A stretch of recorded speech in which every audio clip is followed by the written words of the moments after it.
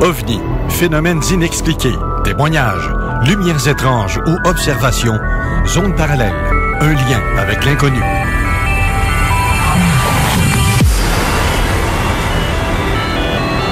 Visitez notre site web à l'adresse www.zoneparallèle.com.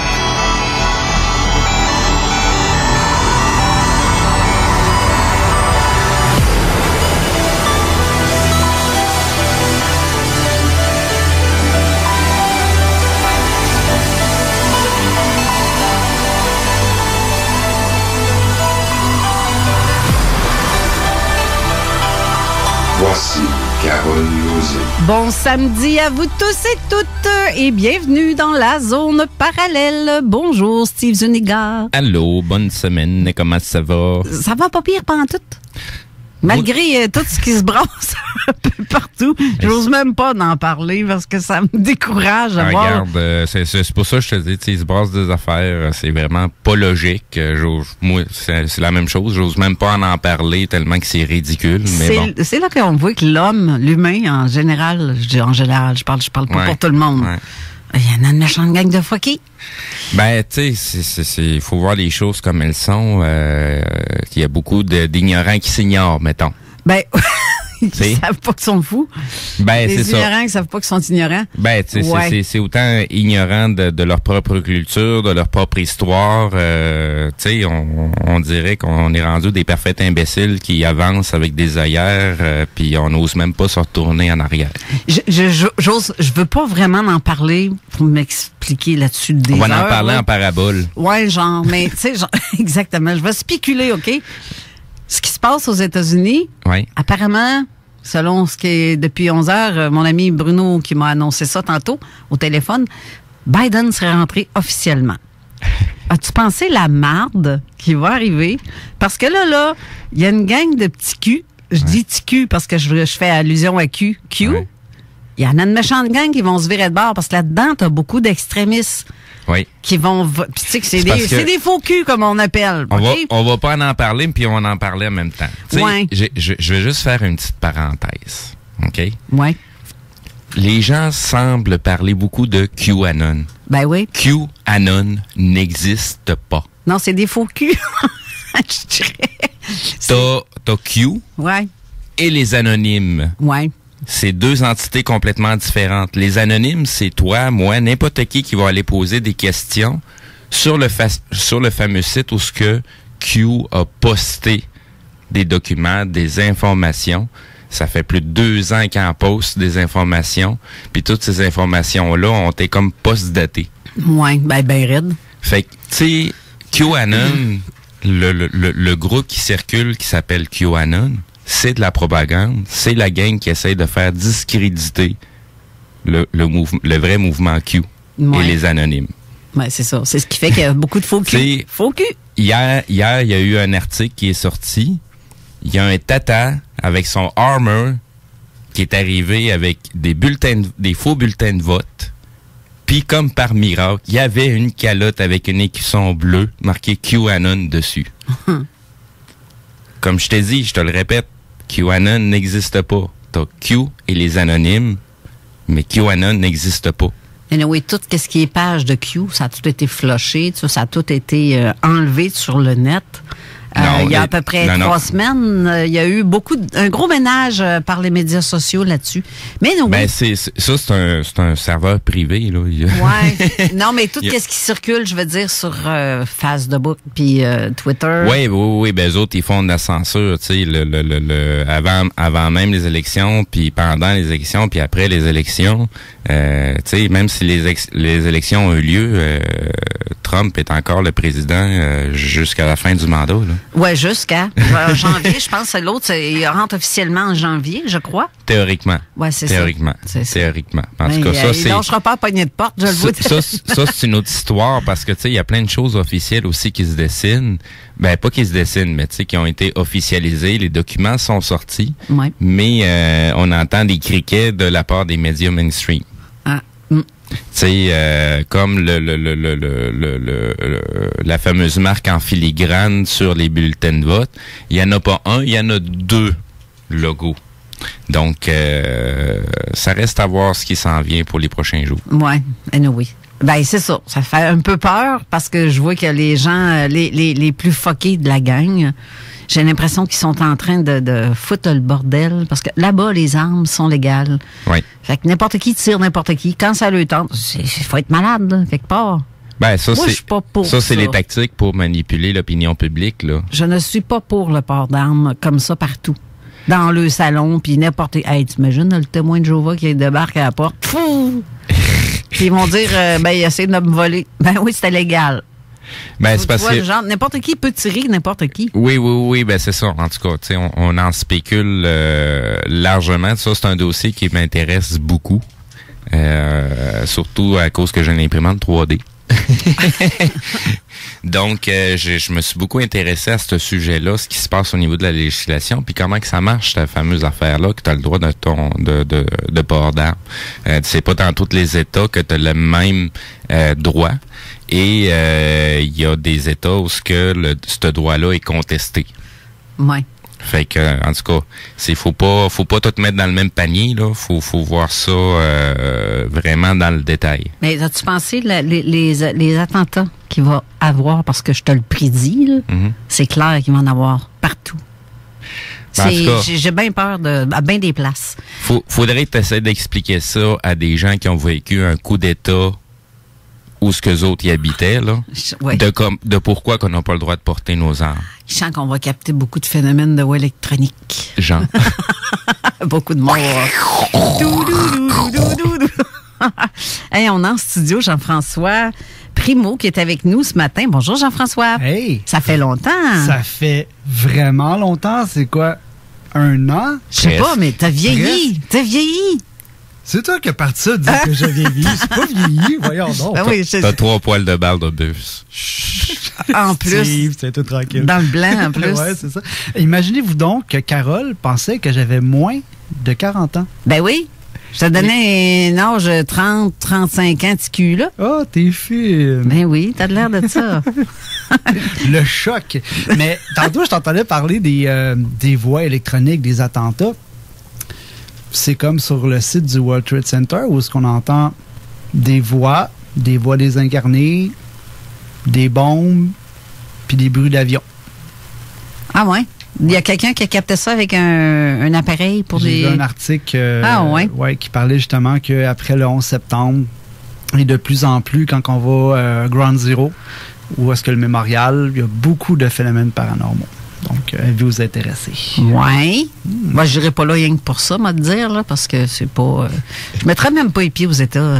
Moi non plus. Surtout pas avec ce qui se passe au niveau politique présentement. On est bien dans notre petit Québec. Oui, on chiale bien, là, mais on est bien. On a David Baudin aussi, ton coloc. En fait... ton partenaire. Oui, bon, en fait, je l'ai dit. David est en fait le directeur le directeur de la recherche et du développement au Pelaye. Donc c'est un très gros titre qu'on lui a donné à la DIPA. Et imaginez-vous donc que David est aussi mon partenaire de sécurité aussi. Donc là, c'est sûr qu'on travaille dans des lieux séparés, mais il m'a enduré. Je sais pas si c'est lui qui m'endure ou moi qui l'endure, mais... Te connaissant, on connaît déjà la réponse. Mais, fait cocasse, le premier contrat qu'on a eu ensemble, c'était tellement drôle parce que moi, je suis arrivé sur le contrat, puis Steve, tu connais mon enthousiasme de la vie. Du tout. Et moi, je suis arrivé sur le contrat, puis tu sais, tout bien préparé comme le bon petit agent de sécurité. Et David m'a regardé, puis fait comme, « Hey boy, tu dois être nouveau, toi, hein? » Ouais, il dit, « Ah, ça va être long. » Et là, pendant au moins 1 heure, gros silence, jusqu'à temps que je parle de vie. Et notre amitié a commencé comme ça. Ah ouais? N'est-ce pas, mon cher David? Oui, bien sûr. Mais écoute, JF, je te dirais que moi, personnellement, la première fois que je t'ai vu, la première affaire qui m'est venue à l'esprit, c'est le bonhomme Lucky Charm qui vient me répandre ses guimauves partout sur le contrat. Ouais, tu l'as bien cerné déjà en partant. C'est ça. C'est un bon topo, ça. Là, tu t'es dit, bon, ça, c'est un autre bon fucké. Est-ce que je pourrais peut-être bien m'entendre? Je vais essayer d'étudier le phénomène bien comme faut. Ben, je te dirais, Carole, qu'en 15 ans de sécurité puis d'intervention, c'était la première fois que je voyais quelqu'un qui était joyeux d'aller battre la campagne. OK. Ouais, donc, David a quand même un bon background. Il était dans l'armée. Il était paramédic aussi. Donc, très bon background. Je suis vraiment content de l'avoir à la Dispente. Donc, ça ramène beaucoup l'aspect interventionnel de la chose. Donc, T'as de l'air toute jeune, toi aussi. Ben, il a 40 ans. Pas vrai? Non, c'est pas vrai. Ben non. Selon certains qui m'appellent le vieux, je nommerai pas de nom, ils pensent que, avec son véhicule, il doit avoir au moins 60 ans, ce gars-là. Hein, non, j'ai 31, en fait. C'est ça, c'est un jeune. C'est ça, C'est un beau petit jeune. Mais bienvenue dans le club de la folie et de tout ce qui englobe ça. Et on a aussi notre bon ami Jean Laverne au téléphone ce midi. Hey. Bonjour, Jean. Salut, comment ça va? Ça va bien toi-même? Salut, Jean. Ah, pas pire. Je suis très surpris de voir que tu vas pas faire ton épicerie avec ton gun, toi. Elle a des roches dans sa sacoche. Ah oui, elle m'a mâché des sacs de poids, puis ouais, go. C'est ça. Puis tu sais, tu veux dire, tu parlais des jeunes, moi je suis plus jeune. Non, on est pas mal dans les mêmes âges, toi puis moi, je pense. On se suit de près, de très, très près. Ouais, mais dans votre cas, c'est de la sagesse accumulée avec les années. Donc, tu nous dois respect, mon cher Jean-François. Absolument. Surtout, Jean, on s'entend qu'avec la stature qu'il a, avec toute son émission l'OVNI Show, on ne peut que s'incliner devant ça. Ah, ben là, regarde. C'est bien dit, c'est très bien dit, c'est vrai. T'as combien d'années d'expérience dans le domaine de la folie, toi, Jean? 40. Fait que je peux pas avoir en bas de 40 ans. Là. C'est-tu là, Carole, qu'il faut que je te donne le 20$? Ah, Seigneur, 40 ans. Wow, hein? C'est ben, tu sais, j'ai commencé ça au début des années 80. Fait que si on compte comme faux, ça fait 40 ans. Ah! Fait que tu viens de me dévoiler ton âge là, sans le savoir. Ben oui, tu sais. Regarde, j'ai pas peur de le dire, j'ai 60 ans. Ah, c'est ça, on est tout prêt. J'ai encore quelques années avant de te rejoindre, mais je suis tout prêt. OK. T'es juste rendu à la moitié de ta vie encore. Ouais, c'est ça. J'espère que l'autre moitié va être aussi intéressante que la première. Là. Oui. Faut que tu te rendes à l'autre moitié, là. C'est sûr que ça va être intéressant. Dis-moi, Jean. Comme j'étais tout à l'heure avec rien, il va te dire de quoi, je ne sais pas si je vais me rendre, là. Dis-moi, Jean, vu que tu as connu les belles années de la folie ufologique, comment tu pourrais décrire l'ufologie d'aujourd'hui versus quand tu as commencé? Bon, on va dire un petit peu, dans les années 90, un peu, comment tu vois ça? Qu'est-ce qui a changé? Toujours une gang de fuckés, eux autres, là? Ça veut dire que t'écoutes... La seule affaire vraiment qui a vraiment changé, là, Jean-François, c'est l'Internet. Quand j'ai commencé, moi, dans les années 80, quand tu voulais avoir de l'info, là, tu t'en allais pas sur ton ordi puis pitonnais Google. Là, tu sais, je veux dire, si tu voulais vraiment avoir de l'info, il fallait que tu trouves quelqu'un, il fallait que tu trouves des documents, il fallait que tu trouves plein d'affaires. Puis si t'étais chanceux, ben il y avait un petit documentaire qui passait une fois de temps en temps. Aujourd'hui, la majorité des archives ufologiques du domaine populaire, si on peut dire, là, ça se trouve tout sur l'Internet, là.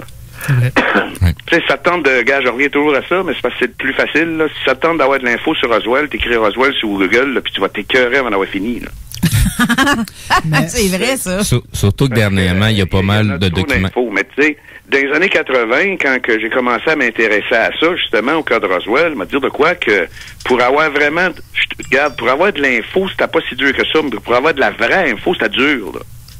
Tu sais, moi, je suis pas allé à Rachel, au Nevada, pour essayer de voir s'il restait des morceaux de tôle de la terre. Tu sais, fait que, à un moment donné, tu finis par avoir l'information, mais c'est pas mal plus dur, tu sais.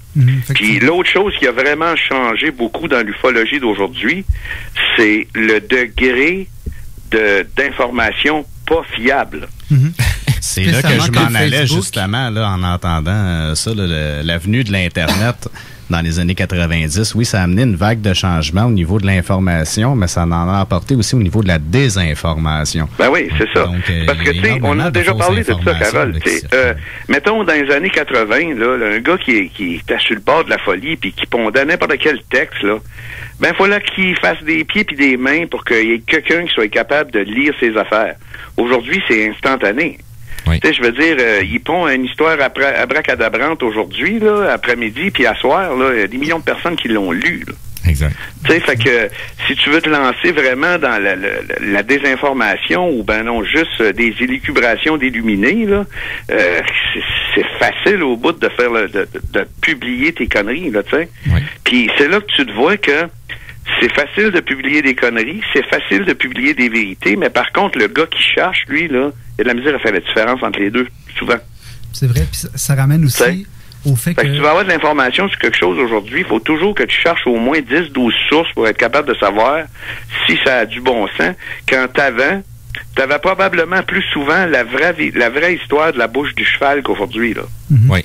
Donc, ça nous ramène beaucoup à dire que même encore aujourd'hui, dans le fond, le travail de collecte d'informations au niveau du terrain doit se faire le plus professionnellement possible. Donc, c'est ça, j'imagine, ça aussi, ça a changé avec les années, là, je veux dire. Ouais, mais tu sais, le travail sur le terrain, regarde, mettons que tu demeures à Québec, puis qu'il y a du monde qui t'appelle pour aller faire des enquêtes à 60 km alentour de Québec. C'est possible.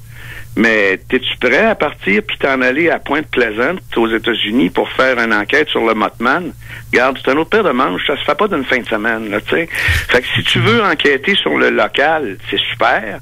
Mais si tu veux poursuivre tes recherches parce que tu vas avoir plus de réponses qui vont t'aider au local sur des cas qui sont arrivés ailleurs, ben là, c'est plus difficile. C'est plus facile parce que tu as l'Internet, oui, mais comme je viens de dire, démêler le bon grain de l'ivraie, c'est dur en temps. Et on a une responsabilité, nous, les ufologues ou les investigateurs de terrain. Je crois que ça fait partie de notre comment je pourrais dire ça, je vais prendre le terme, notre règle d'or, ou tu sais, de vraiment, genre, essayer d'avoir le plus de professionnalisme quand on travaille sur le terrain. Oui. Ouais. En plus de payer ton gaz. Juste une petite parenthèse, Carole, est-ce que vous l'entendez bien, Jean-François, vous autres? Non, tu l'entends pas bien, hein? Depuis tantôt, je fais signe de s'approcher du micro, mais... Je m'avance, mais j'ai l'impression que le son... non, j'ai l'impression que le compresseur, son micro, il est réglé pour qu'il parle plus fort que ça, parce que quand il parle pas fort, on manque des bouts. Oui, c'est ça. Je vais te le monter, mais approche vraiment à 1 pouce du micro, comme ça, tu es sûr que je vais t'entendre. Est-ce que c'est mieux comme ça? Oui, ça, c'est mieux. Parfait, c'est ça qu'il faut que tu fasses. Ah oui, donc, ouais, testing 1, 2, testing 1, 2. Testing 1, 2, 1, 2, 3, 4, 5. Bon, là, je t'entends. Vas-y, JF, là, avec ta belle voix virile. Ah ouais, c'est ça. J'entendais tantôt. OK. Non, c'est à moins que ça soit de... Non, il a vraiment fait ces bruits-là avec sa bouche. Non, mais vous riez, hein, mais quand j'ai fait mon cours de technique de scène, genre, le TD, dans le fond, du show, il arrivait, puis testing, 1, 2. Petit pain de son de blé d'orge, jusqu'à la montagne. Puis il partait des affaires dans même juste pour que le gars, genre, à console, soit capable d'enregistrer son son. Ouais, moi, c'est 1, 2, testing, 2, 1, je déteste. Ouais, c'est ça. Je teste et je déteste. Non, mais sérieux. On en disait un autre, quand je faisais de la scène, on en disait un autre, mais je pense que je le dirais pas en nom parce que ça... Ben, moi, je te dirais, lâche-toi, là. Ça serait juste drôle. On a un large auditoire et des oreilles chastes. Non, c'est ça, mais c'est pas juste ça non plus. Je veux dire, regarde, on l'a dit tantôt que j'étais assez vieux, je faisais de la route dans les années 90, fait que le degré de prudité, si on peut dire, a beaucoup changé depuis ce temps-là, donc on va laisser faire. Ouais, c'est ça. Ça, on peut plus rien dire. Fait que, Là, on va partir sur le sujet de base qui nous amène à faire cette émission aujourd'hui. Effectivement. Aujourd'hui, jour pour jour, ça fait 30 ans qu'il y aurait eu une observation de lumière dans le ciel au-dessus de Montréal. Oui. Je précise Montréal parce que ça n'a pas été vu seulement sur Place Bonaventure, non, mais vraiment partout au-dessus de Montréal et les alentours. Mm-hmm. Donc, ça fait 30 ans aujourd'hui, puis il y a eu beaucoup d'enquêteurs qui ont été sur le terrain. Ils ont fait, entre autres, là, je parle ici, je vais mentionner François Bourbeau qui a été. Christian Page. Il y a Yann Vanet aussi qui a été. D'ailleurs, j'ai mis des liens de Yann avec ses extraits. Les vidéos, oui. C'est ça. Les vidéos du Carpent. Il y avait aussi Emmanuel Faure. Oui. Donc, un représentant du MUFON qui n'est plus dans le domaine aujourd'hui, mais qui je me dois de lui donner, en fait, un peu un prix pour toutes ses recherches parce que j'ai eu la chance d'aller manger avec lui chez François Bourbeau et la somme de travail que ce gars-là a réalisé pour l'enquête de la place Bonaventure est démentielle. C'est une machine de travail et on lui doit beaucoup parce que Toi, Jean, tu faisais partie de la QU à l'époque, quand tu étais au Québec, mais est-ce que vous aviez enquêté, vous autres, est-ce que vous aviez recueilli des témoignages de gens? Ben moi au départ, j'étais pas à la Q en 1990, là. Ça, okay. C'est sûr, là, j'ai été à la Q quand même. Comment je peux bien dire? J'ai collaboré avec eux autres souvent, mais été vraiment dans la Q, là, ça a été juste les 2-3 dernières années que j'étais au Québec, là, à Shawinigan. J'ai pris la place, si tu veux, de Pauline Mongrain après qu'elle est morte. OK. Comme délégué régional. Mais à l'époque, en 1990, le cas ça revient à ce qu'on disait tantôt. À part découper des articles de journaux du Journal de Montréal, là, il n'y a pas sorti grand-chose là. Non, ça c'est un fait. Il n'y avait pas grand source d'information là. Ah non, le monde ne parlait pas, n'osait pas parler parce que tout de suite en partant, les gens se faisaient critiquer puis se faisaient rire d'eux autres puis se faisaient dire, regarde, va pas dire ça à personne, ils vont t'enfermer. Non, mais même à ça, ça revient à ce que je disais tantôt, là, l'information circulait pas aussi librement qu'aujourd'hui avec l'Internet en 90. Là. Aussi. Fait que ça a pris quand même un petit peu plus de temps à se répandre, tu sais.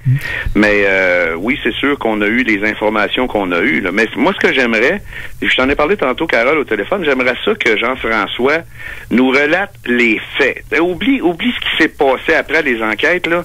J'aimerais ça, pour ceux qui ne savent pas c'est quoi le cas de la place Bonaventure, là, peut-être raconte-nous ça, là. C'est quoi qui s'est passé? OK. Juste d'emblée, je veux juste préciser une chose.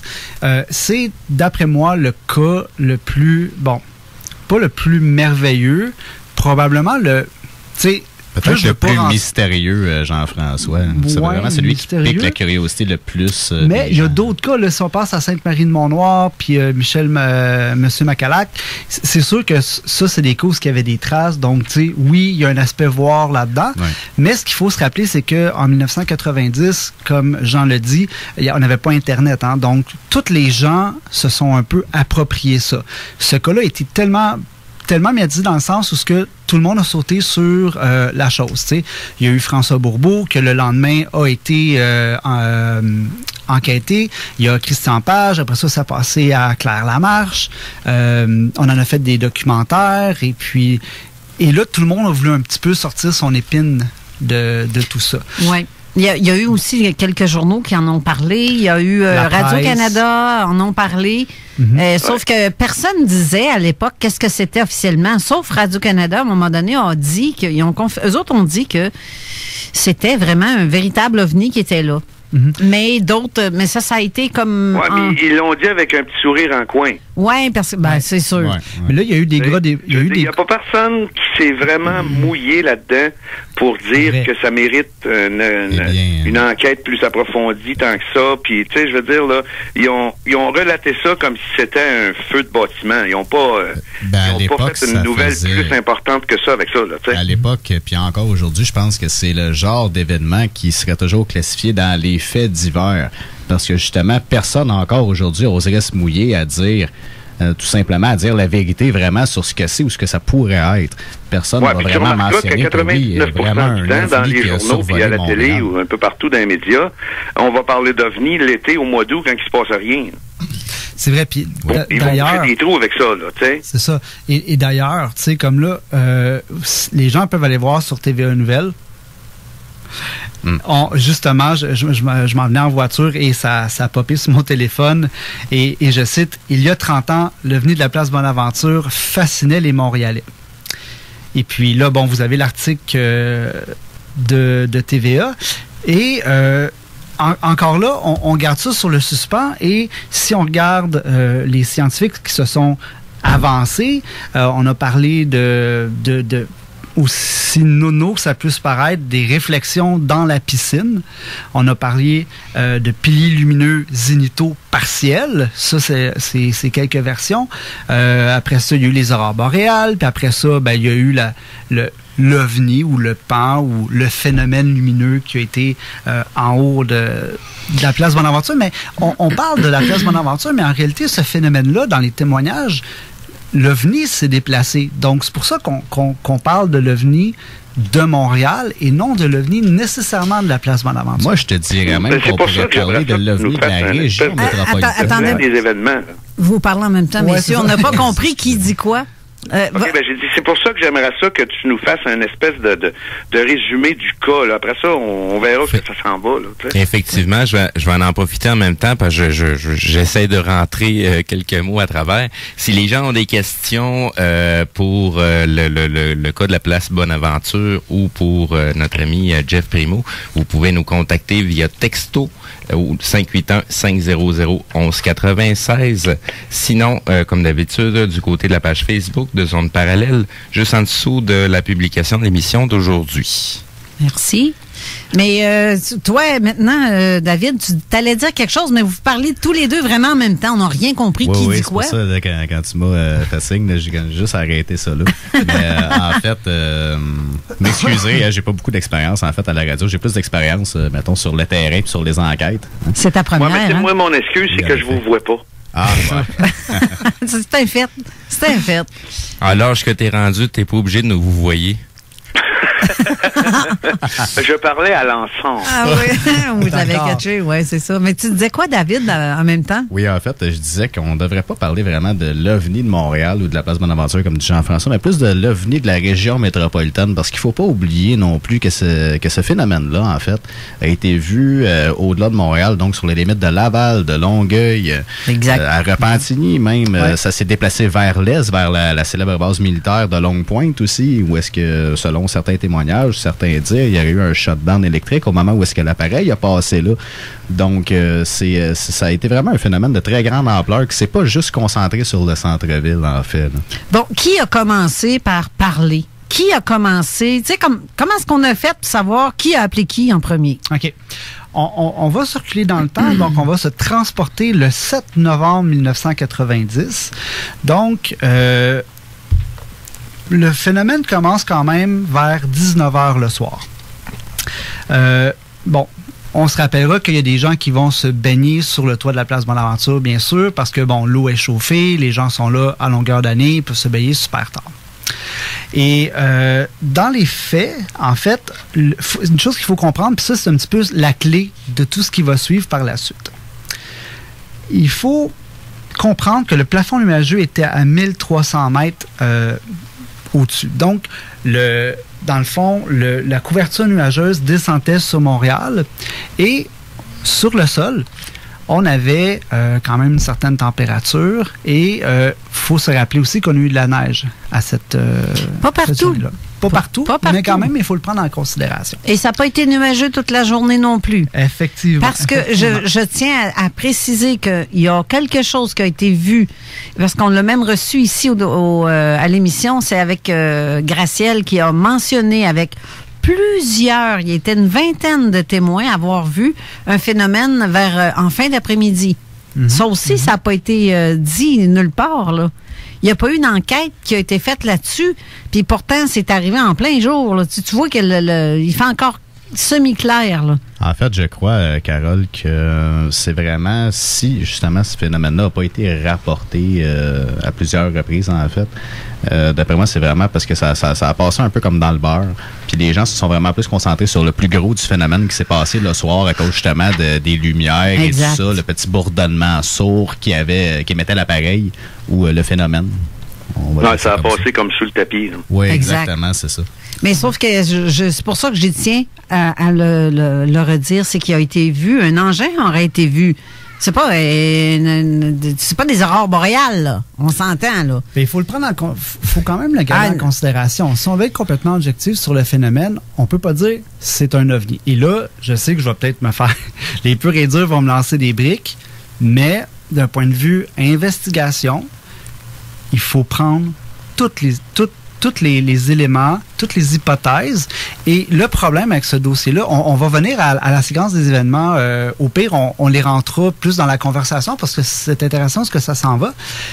Mais il faut pas oublier que il y a le phénomène de l'OVNI de la place Bonaventure, il y a plein de choses qui se passent à travers ça. T'as les piliers lumineux, t'as Excuse-moi, Jean-François, je ne vais pas t'interrompre, là, mais tu sais, quand on parle de piliers lumineux, on s'entend que ça, c'est un autre thèse de... C'est vraiment tiré par les cheveux, on s'entend quand on regarde l'ampleur du phénomène.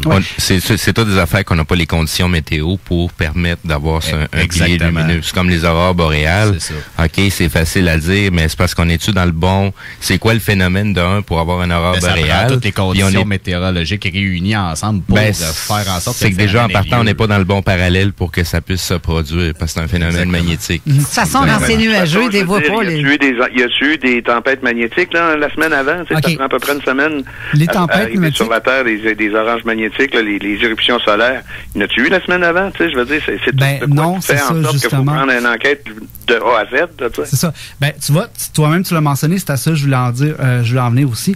C'est que c'est un beau cas, mais il faut tout prendre séparément, puis il faut tout réévaluer chaque chose, à mon avis, si on veut essayer de comprendre la chose. Il y a, tu sais... Est-ce que vous saviez que la journée de la place Bonaventure, Carole, tu sais ce que je m'en vais avec ça? Oui, parce que je bouille un petit peu en dedans. Je sais que tu bouilles. Je veux juste dire une affaire, OK? Quand ils disent stuffi nuages dans le ciel, on les voit pas, les maudits aurores boréales. On les voit pas.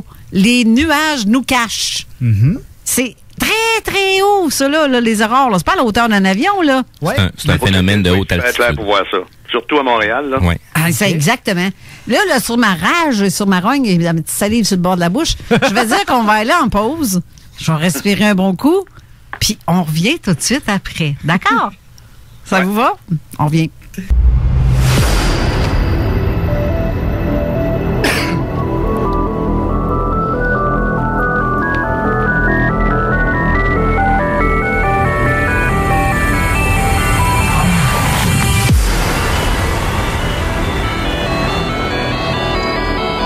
De retour en studio, Jean-François, on va comme en partant donner les faits, le minimum. Là. Ouais. Là, je suis en train de me faire lancer des briques puis des fanales puis tout le kit qui va avec.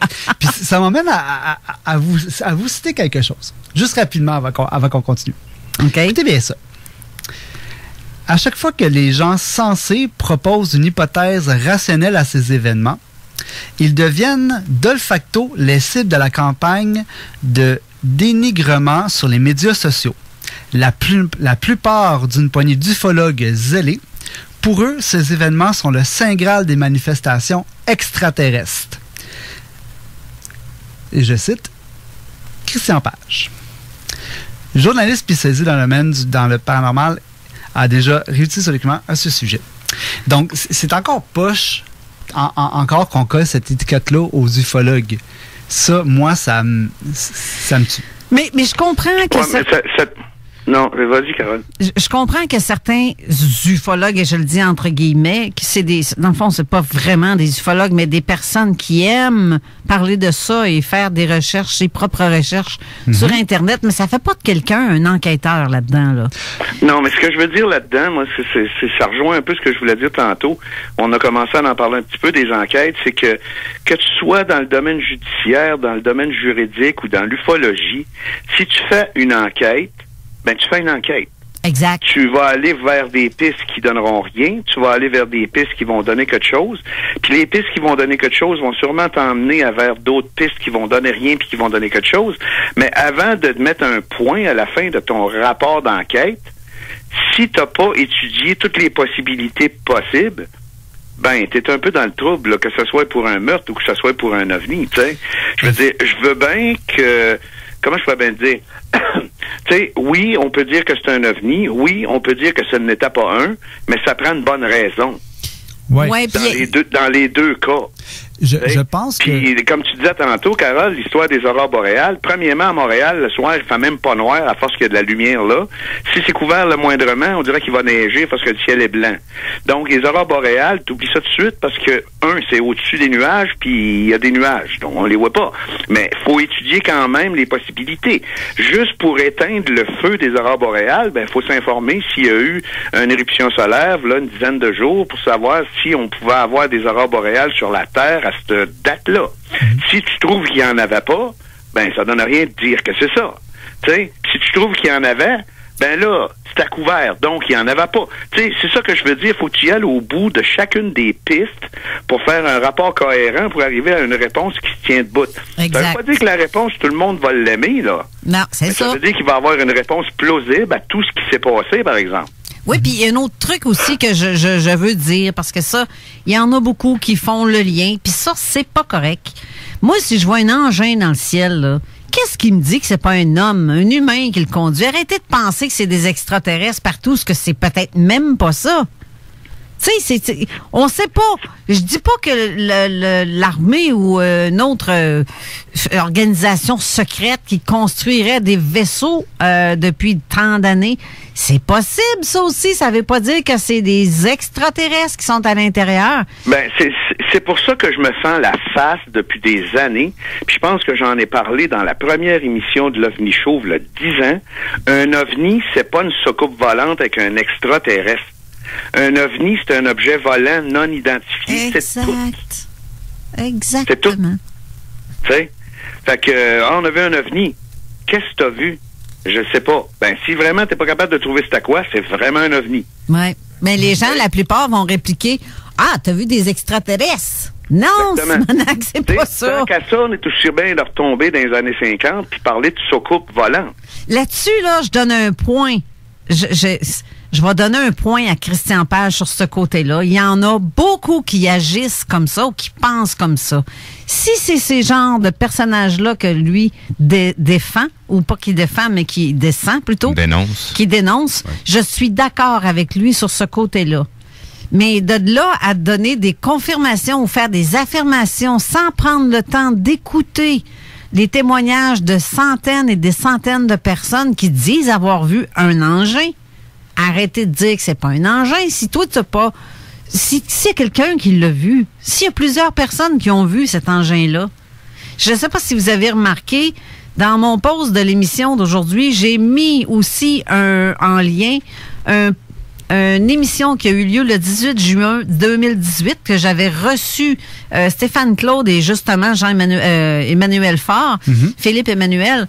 Mais le témoin, à la première heure, on entend clairement tout ce qu'il dit, tout ce qu'il a vu. Puis juste à lui, il a vu des centaines de personnes qui regardaient le phénomène. La police a même été en avant de ce qu'il travaillait, parce qu'il travaillait pour une compagnie de cinéma, télé, etc., une compagnie de production. Et ils ont sorti, parce qu'ils ont vu qu'il y avait des autos de police en avant, puis 5-6 personnes sur le trottoir, et ça observait le ciel. Ils sont allés voir ce qu'ils regardaient de même. Et ils ont même vu un photographe pigiste pour un journal quelconque, donc il ne se souvient pas du nom, qui a pris des photos. Et dans l'auto de police, ils ont entendu clairement dire, s'il y a quelqu'un qui prend des photos, tu prends le nom de toutes les personnes qui sont là. Et là, 2 jours après, le gars qui a pris des photos est allé voir Stéphane pour lui dire, désolé, la gendarmerie, ils ont débarqué, puis ils ont réquisitionné son appareil photo, le film qui était dedans. Interdiction de poster ou d'envoyer ça. Poster, on dit pas. Dans ce temps-là, il n'y en avait pas. Là. C'était de la publication. C'est ça, il n'y avait aucune publication possible. Donc, pourquoi c'est arrivé? Et eux-mêmes... Regarde, on peut se pencher, par exemple, regarde, si on veut être honnête, là, on peut se pencher du côté du DND, le département de la Défense nationale. Mettons qu'on admet qu'ils n'ont aucune d'idée de ce que c'est, eux autres non plus. Non. Ben, ils veulent savoir c'est quoi, puis ils veulent avoir le plus de preuves possible. C'est sûr qu'il y a le côté noir de ça qui fait en sorte que donne-nous tes photos puis t'en parles pas à personne. Ça, c'est d'autres choses, là. Mais, je veux dire, au niveau du DND, du département de la Défense nationale, c'est sûr qu'ils vont vouloir ramasser le plus d'informations possible pour eux autres. Ben, si on se réfère, en fait, à ce qui s'est passé vraiment dans les faits, c'est que même le SPCUM à l'époque et toutes les autres polices qui ont pu collaborer sur ce dossier-là se sont vus retirer les dossiers des constats disponibles par le bureau du NORAD, qui est en fait l'organisation de la défense du territoire aérien nord-américain. Et puis, je crois que ces informations-là, ils les ont tout simplement gardées pour eux. Tous les faits saillants de l'événement, whatever, là, justement, ont été littéralement là, retirer là, de la circulation tous les constats là, vraiment là, qui auraient pu nous apporter certaines lumières. Je pense qu'il faudrait que tu t'approches toi aussi, parce que j'en manque des bouts, là. Mais je veux dire, un coup que les documents sont rendus au gouvernement, il n'y a rien qui les oblige de les redonner, là. Hein? Non, c'est ça. Et d'ailleurs, Emmanuel Faure, dans le fond... Philippe Emmanuel, pardon, m'avait dit lui-même que à la fin, parce que c'était tellement rendu un dossier qui était complexe pour lui lors de ses investigations, il était rendu à coup de poursuite à l'avocat, là, et aux militaires canadiens, là. Et là, à un moment donné, il a comme senti un peu que ça stagnait là, puis on lui a fait sentir que, hey, bonhomme, là, t'arrêtes ça là, parce que ça marche plus, là. Tu t'en vas quelque part, tu veux pas t'en aller, là. Ouais, c'est ça, exact. C'est parce que ça monte à une législature qui est beaucoup plus élevée. Quand ça implique l'honorade, là, on vient de monter d'un step, là. Ça reste plus au niveau fédéral, mettons, du Canada, là. Non, parce que là, en fait, là, t'es carrément en 2 juridictions, là. Parce que ça, c'est un organisme voué à la défense du territoire nord-américain, donc c'est les États-Unis et le Canada. Oui, puis c'est parce qu'en plus de ça, eux autres sont pas obligés de nous donner des comptes. Là. Non, exactement. Puis il y a d'autres traités aussi en des consortiums de pays justement pour la surveillance aérienne. Fait que tu sais, c'est pas toute l'information qu'ils peuvent divulguer. Puis théoriquement, non, quand on s'en va dans la ligne de pensée de Carole tantôt que c'est peut-être une affaire militaire secret. Ben, il y a plein de monde qui l'ont vu, ils ont manqué le coup, là, tu sais. Ouais, c'est pas que ça s'étale trop grand, là, tu sais. Ça relance le débat sur les fameux F-18 qui ont été envoyés cette soirée-là. Parce que, il y en a qui disent que c'est pas vrai. Il y en a qui disent que c'est vrai. Exact, c'est ça. Mais il n'y a pas François Bourbeau qui avait justement fait une demande là-dessus. Au départ, le projet de l'émission, c'était de faire le 30e anniversaire au Planétarium de Montréal et d'inviter tous les gens qui ont voulu participer à ce projet de loin ou de proche pour donner leur version, que ce soit des témoins. Bon, éventuellement, avec le COVID, c'est un petit peu plus compliqué. Bon, il y a des gens qui ont reculé un peu, les gens sont occupés, tout le monde travaille aussi. Mais là, on n'a plus le droit. On n'a plus le droit à nous de faire rien. Là. Mais ça revient qu'à dire que quand j'étais avec François Bourbeau m'a dit, écoute, moi, là, je peux t'avoir, ou j'ai, un des deux, là, je vais laisser ça en suspens un peu, j'ai ou je peux avoir à ton événement les factures ou la preuve comme quoi qu'il y a 2 F-18 qui ont été lancés. Et c'est bizarre parce que quand tu regardes le témoignage des gens qui étaient au sol, les gens ont entendu des F-18 faire des tours alentour de l'objet. Justement. Oui, c'est ça. Je pense que tu t'en vas avec ça, Jean-François, justement. Ça vient corroborer justement aussi le témoignage de l'agent Robert Masson du SPCUM qui était sur place et que lui, là, il parlait justement avec eux au téléphone. Et qui les a bel et bien vus là, et entendus passer au-dessus du centre-ville les deux chasseurs de l'armée canadienne. C'est-tu vraiment canadien ou américain? Parce que... C'est peut-être même des avions du NORAD. Justement. Savoir, on ne sait pas. Il n'y a pas de preuves. Là, vraiment. On sait que c'est vraiment 2 chasseurs. C'est ça. Puis là, après l'important, c'est de savoir que c'est pas des avions de ligne. Non, c'est ça. Mais il y a eu des avions de ligne pendant les observations. Oui, je sais, mais ce que je veux dire par là, c'est que s'il y a eu des chasseurs, whatever d'où ce qui viennent, c'est des chasseurs. Ouais. Oui, non, c'est sûr. Puis ça revient aussi qu'à dire que, advenant, là, OK, là, je vais tomber dans le peut-être, là, advenant que cette version-là serait pas via mettons, des F-18. OK, qu'est-ce que ça peut être d'autre? Et si on va de l'autre côté, OK, oui, ce sont des F-18, est-ce que vous pensez, sérieux, OK, eux ont la mission d'intercepter tout ce qui n'a pas d'affaires dans l'espace canadien. À la grosseur que ça avait, et David, corrige-moi si j'ai tort, il aurait fait des cercles alentours, il aurait poussé ce phénomène-là à l'extérieur du territoire, mais jamais il aurait attaqué ce phénomène-là, jamais il aurait eu l'ordre de descendre, même s'il l'aurait trouvé sur les radars. Tu sais, il faut penser à ça aussi. C'est là que je vais te reprendre, justement. Il y a beaucoup de gens qui disent... mais pas en haut d'une ville, là. Non. Surtout pas. Le risque de dommage collatéral est beaucoup trop grand. Exact. Puis justement, ayant étudié beaucoup à cet effet-là, je dirais que pour un pilote, parce qu'il disait, justement, les chasseurs prennent des photos de l'objet en question. Ça, c'est un autre point qu'on va aborder. Moi, ce que je connais des CF-18, c'est que c'est des avions qui ont simplement un pilote à l'intérieur. Contrairement au CF-16 Eagle américain, que lui, il y a un pilote et un navigateur. Donc, d'après moi, ce qui aurait été déployé, c'est pas des F-18 parce que le pilote aurait été incapable de prendre les photos de l'objet. D'après moi, ça serait des CF-16 Eagle et le navigateur, lui, aurait pris les photos. Possible. C'est très possible parce que ça aussi, j'ai entendu que ce serait possiblement ça aussi ça qui aurait... énormément que ce soit des CF-18 canadiens qui se soient déplacés, d'après moi. De toute façon, regarde, quand pas sur le territoire canadien, ça intéresse souvent les Américains aussi, parce que, regarde, dans la vague de 1997 en Mauricie, on a vu passer d'assez près même un E2 Hawkeye, je ne sais pas si vous savez c'est quoi. Oui. C'est des avions américains de surveillance qui sont sur les porte-avions avec un gros radome sur le dessus. Oui, ça, c'est des avions à radar, en fait. Là. C'est ça. Ça a survolé Shawinigan, ça, pendant le temps de la vague en 97, puis on n'a pas de ça au Canada. Fait que, tu sais, je veux dire, qu'est-ce que tu dis pour les F-16 Eagles, les F-15 Eagles, ça se peut fort bien, là, tu sais. Oh, c'est tout à fait plausible. Puis, surtout là, quand on connaît vraiment la configuration de ces chasseurs-là, les CF-18, c'est des avions qui ont une seule personne à l'intérieur. Là. Il y a un pilote, c'est tout. Tandis que les Américains, eux, ils ont un pilote et un navigateur. Donc, d'après moi, ça serait la thèse la plus probable, là, selon moi. Ce qui vient aussi à dire qu'éventuellement, pour faire un bon travail d'investigation, puis peut-être pour mettre le capot là, sur le couvercle sur la marmite de ce phénomène-là, il faut qu'il reste d'autres photos de cet événement-là. Jamais je croirais qu'il y a juste un ou des médias qui ont pris des photos cette soirée-là, parce que là, c'est plus clair. Est-ce qu'on a Marcel Laroche qui a pris la photo qui va devenir... Regarde, Mèche Créré, c'est pas le seul au monde... C'est pas le seul à Montréal qui a pris des photos. Non, c'est là. ça. C'est impossible. Non, c'est ça. Et il y avait d'autres médias aussi. Là. Il y a beaucoup de rumeurs dans les recherches qu'on fait qui nous démontrent qu'il y avait d'autres gens, d'autres médias. Puis d'ailleurs, je pense que dans les rapports, il y a une conversation, je pense, entre la police et d'autres personnes qui dit clairement c'est bon, quand les médias vont avoir fini, on va leur demander de quitter.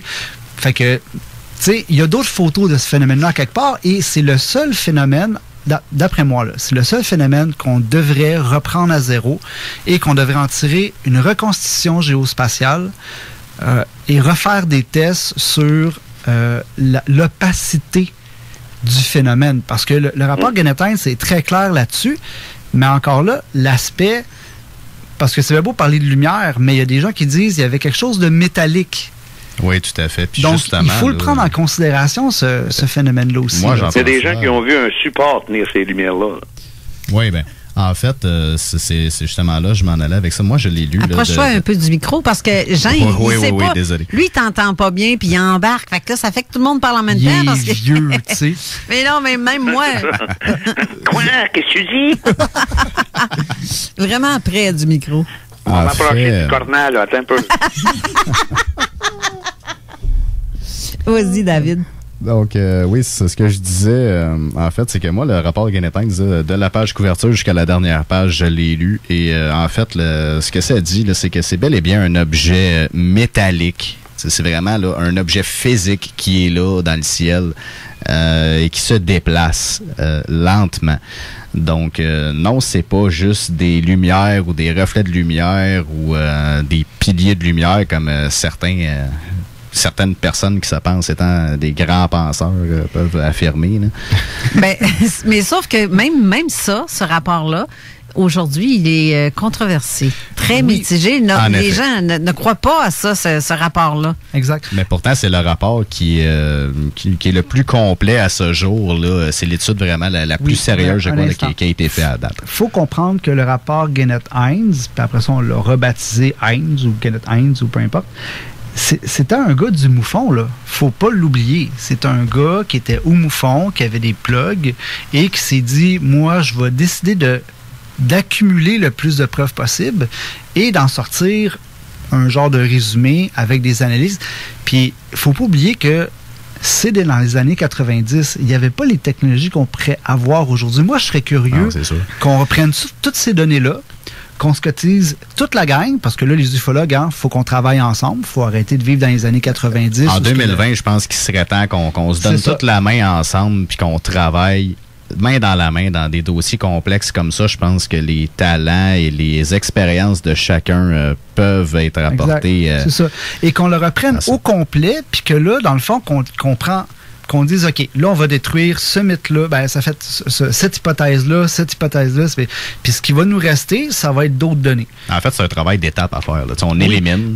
Et ça, ce dossier-là, il faut le reprendre vraiment de A à Z. Moi, je l'ai travaillé avec David, puis je pense, à quelle heure qu'on s'est couché quand j'étais chez vous? Écoute, on a commencé, il était à peu près 4 heures l'après-midi, puis je te dirais qu'à 4 heures, en plein milieu de la nuit, on a fini par décrocher parce qu'on avait la tête tellement grosse qu'elle passait plus dans le cadrage de la porte patio. C'est ça. Il y a tellement d'informations qu'on ne mentionne pas. Des petites affaires qui viennent... Tu sais, il faut connaître les témoins, là, tu sais, un peu de ce qui était sur le terrain. Et puis là, finalement, tu lis l'affaire, OK, c'est de la grosse ligne. Là, on regarde le petit détail, puis lui, il a dit que, tu sais, l'OVNI qui serait en forme de boomerang, qui descendrait en pilier, tu sais, en genre de... Un boomerang. Ben, triangle, boomerang. Oui, parce qu'il y en a que c'est d'autres choses. Il y en a que c'est ovale. Oui, mais il ne faut pas oublier le point de vue du témoin dans les circonstances de l'observation. Très important. D'ailleurs, tantôt, tu as mentionné le MUFON. Ben, moi, je vais remercier en passant et saluer Éric Tessier de MUFON Canada. Ben oui, Éric. Qui vient de nous mettre 3 belles capsules vidéo dont Philippe Emmanuel avait fait justement l'interview. Il parle des témoins, des entrevues avec des témoins, dont là-dedans, il y a Pierre Coumartin, il y a les autres noms, je ne les sais pas. Là, oui, mais justement, c'est ça. Pierre Coumartin. Monsieur Coumartin, c'est un témoin, je pense, clé de cet événement-là. Justement, c'est lui qui avait déclaré que l'objet descendait, qui remontait. Il n'est pas le seul. Peut expliquer la thèse du pilier de lumière selon certaines personnes qui se pensent être des génies.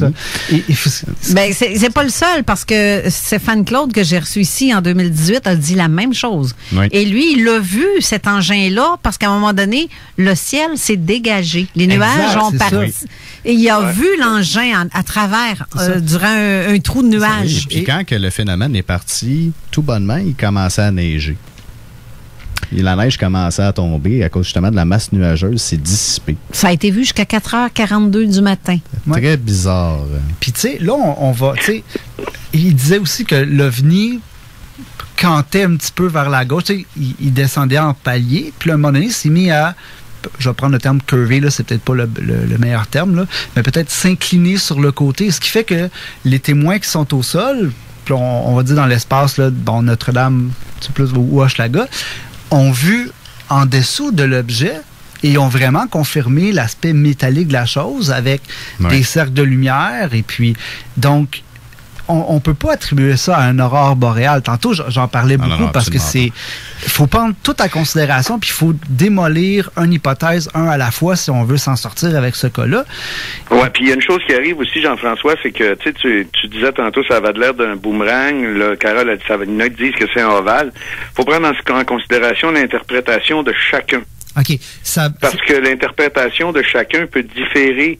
Tu sais, je veux dire, moi, ça a l'air d'un œuf, moi, ça a l'air d'une boule. C'est un œuf ou une boule? Tu sais, je veux dire, une différence entre une boule et un œuf. Ben, s'il l'a vu de côté, lui, ça pouvait avoir l'air ovale, même si dans le fond, c'est triangulaire, tu comprends-tu? Ça, c'est dur à démêler. C'est ça. Et ce qu'il faut prendre en considération aussi, et ça, je suis très d'accord avec ça, puis on parle juste d'un point de vue investigation, c'est, et là, je vais le dire comme Christian Page le dit dans son livre, que vaut le témoignage d'un témoin? Et là, ça a l'air méchant dit comme ça. Est-ce que je peux vous rappeler qu'il y a des gens qui ont été accusés de meurtre juste parce qu'ils ressemblaient à quelqu'un? Ah non, c'est sûr.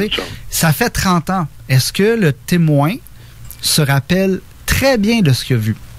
Si on parle d'un meurtre... Ça s'applique à tous les cas, ça, Jean-François?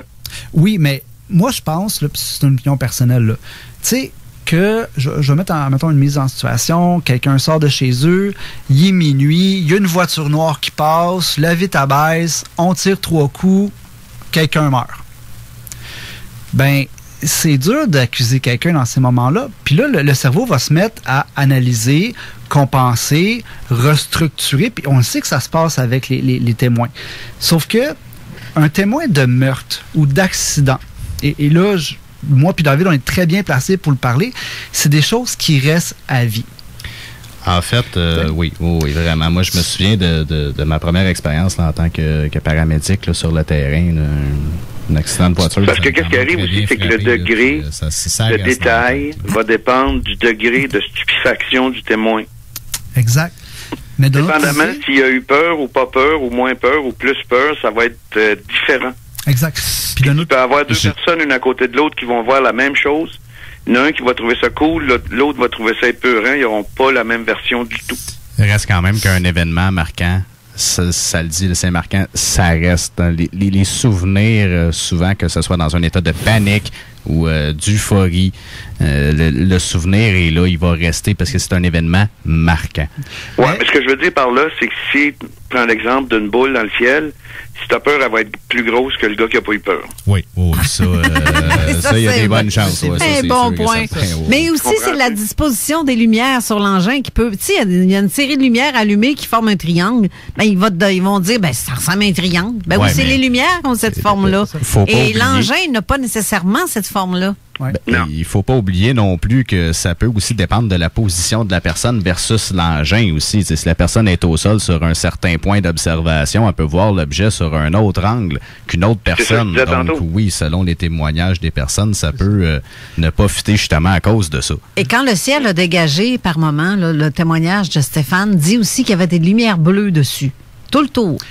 Est-ce que quelqu'un en a parlé? Moi, je n'ai pas entendu parler. Ça revient souvent. Ben, c'est ça. Mais ça, on l'a entendu par plusieurs témoignages différents, justement, puis il parle de ces lumières bleues. Là, on va devoir retourner à la pause dans quelques instants, mais on a reçu aussi un courriel, pas un courriel, un message en commentaire de Gracielle. Est-ce que tu l'as vu passer? Je suis tellement content que tu parles de Gracielle parce que je voulais en venir à elle aujourd'hui parce que je veux pas qu'on passe la vague d'OVNI belge. Oui, la vague belge, c'était dit qu'on avait Mais Gracielle, c'est au Québec. Là. Oui, mais attends, c'est que je vous avais préparé des petits audios, là, ça va être un petit peu difficile de les faire jouer, mais dans un des témoignages, l'OVNI que la dame décrit est une copie conforme de l'OVNI de Gracielle.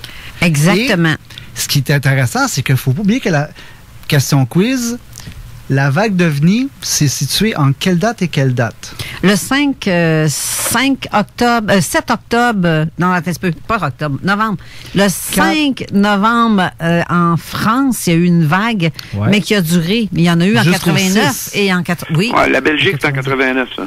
Oui, c'est ça. Il y a eu une 89, mais il y a eu 90. Le 5 novembre 90 ça. Aussi. C'est ça. Jusqu'à la limite de la Belgique. Donc, France et la Belgique. J'ai reçu quelqu'un aussi qui en a parlé, là, Thierry de Grêle, qui nous en a parlé à l'émission. Et lui, parce que là, j'ai vu passer justement une vidéo en Europe qui disent, là, ça fait 30 ans, blablabla, comme ici, comme on fait aujourd'hui. Sauf que dans tous les médias à l'époque, c'est une entrée dans l'atmosphère. Exact. Je suis très content que tu le mentionnes. C'est parce que c'est pas ça que les témoins ont vu. C'est ce que les médias disent, mais c'est pas ça que les témoins ont vu. Comme Thierry était avec 300 personnes. C'est ça. Ils sortaient de classe, il est 7 heures le soir et ils ont vu un engin tellement bas qu'il aurait quasiment pu y toucher. Une forme de triangle. Et oui. Et suivi aussi de petites boules lumineuses à l'arrière. Et oui, donc, il disait que ça ressemblait à une ville inversée. C'est ça. Mais c'est sûr que je comprends un petit peu le témoin quand il dit ça pourrait être, pas le témoin ou les scientifiques qui disent ça peut être une rentrée atmosphérique parce que quand il y a dégradation de la rentrée, il y a toujours, comme des débris qui suivent en arrière. Exact. Mais on sait que ça rentre en ligne droite ou ça peut crasher, tandis que l'OVNI... Ça fait beaucoup plus que ça, une entrée par en atmosphère. Là. C'est un objet qui vient d'augmenter la température dans un secteur. Si tu as des nuages, tu as l'humidité qui vient de commencer. Ça laisse des immenses traces là, quand il y a une entrée en atmosphère d'un objet. Là. Oui, mais je veux dire, c'est qu'il n'y a pas un vilevoltement ou des manœuvres ou même des manœuvres stationnaires avec une entrée atmosphérique, là, tu sais. Avant d'aller à la pause, j'aimerais ça que tu lises, Steve, le message. Ben c'est ça. Je vais lire les questions de Gracielle. J'espère que c'est le même que tu m'indiques. Ben je ne sais pas. Ça commence par bonjour à vous tous. Exactement. Voilà. Donc, première question. Bonjour à vous tous. Ça vient de Gracielle Dumais. Pourquoi croyez-vous, selon vous, que ce soit passé à ce moment exactement? Question numéro 2. Comment serait-ce possible d'avoir des réponses véridiques si on n'est pas capable de changer de paradigme afin de récupérer les vrais signes-réponses? Le visuel n'est toujours ce que l'on croit. Donc, s'il y avait autre chose derrière qui était vu, il y aurait une évidence flagrante, mais que les gens ne sont pas aptes à concevoir. C'est donc caché, voilé, masqué. Effectivement. Qu'est-ce que tu en penses? Qu'est-ce que j'en pense? Ben, disons qu'il y a beaucoup de choses encore à prendre en considération et il y a certains trucs qu'on a évolué au niveau de l'ufologie aujourd'hui à laquelle on s'attarde pas sur les anciens cas. Tu sais, je sais pas si tu te rappelles, dans une des émissions, on avait mentionné un documentaire, c'est quoi déjà le nom? En tout cas, c'était les Jacques Vallée qui intervenait et tu sais, leur point de vue à eux, on est rendu avec une ufologie où il y a un aspect spirituel à travers. Ouais. Tout ce côté-là, ce qui a été investigué au niveau des témoins. Tu sais, est-ce que les témoins ont eu un changement spirituel? Ils ont eu un changement différent? T'sais, on s'attarde beaucoup aux détails de l'événement, ce qui s'est passé, mais il y a d'autres détails à laquelle on s'attarde pas, puis on se pose même pas la question encore. Là, ça revient un peu à ce que je disais dans ma dernière chronique. Le titre de la chronique, c'est « Que sommes-nous pour eux ?» là, mais je veux dire, regarde, dans les années 50, tout le monde voulait partir avec faire un petit tour de soucoupe volante. Oui. Dans le New Age, on s'est tous mis à triper là-dessus autrement, style avec des Aoum, puis aujourd'hui, on est rendu on est rendu à se préoccuper de l'esprit qui peut occuper le corps d'un extraterrestre. Ouais. Exact. On est sur leur bouffe. Tu regardes ça comme ça, on est parti de la patente en tôle, on s'est en allé vers les Aoum pour essayer de les contacter, puis là, on est rendu à essayer de penser que les esprits peuvent être dans les corps d'extraterrestres, puis c'est avec ça qu'on deal plus qu'avec la créature. Fait que, qu'est-ce que tu viens de dire au niveau de qu'on s'occupe plus de ce qui se passait avant, c'est vraiment ça. Oui. Oh oui. Parce que si on veut chercher la réponse à un cas qui est arrivé il y a 25 ans, il faudrait qu'on soit capable de se mettre dans la tête qu'il faudrait penser comme le monde pensait il y a 25 ans. Exactement. Oh, oui, tu as fait raison. Puis, c'est comme quand tu écoutes un film d'extraterrestre ou de science-fiction qui a été fait en 1953, si tu le regardes avec les yeux de 2020, tu vas dire « si, c'est plate, ça ». Mais si tu le regardes avec les yeux d'une personne qui le verrait en 1951, tu vas trouver ça bon. Là. Effectivement. Il y en aurait pas mal à dire là-dessus, mais on va prendre le temps d'aller à la pause. Oui, parce qu'on est comme un petit peu en retard, on décale. On a déjà la moitié de l'émission de fête, puis je salue aussi toutes les gens qui nous écoutent, dont Claude qui m'avait appelé parce qu'il m'a envoyé un message en privé pour dire que, oui, je me rappelle de lui, on s'était parlé au téléphone. Il a aussi été témoin, mais lui à Verdun. Je me souviens pas si c'était en après-midi, lui, dans son cas. Je crois que oui. Il faudrait que tu me confirmes, Claude. Je sais que tu m'écoutes en ce moment.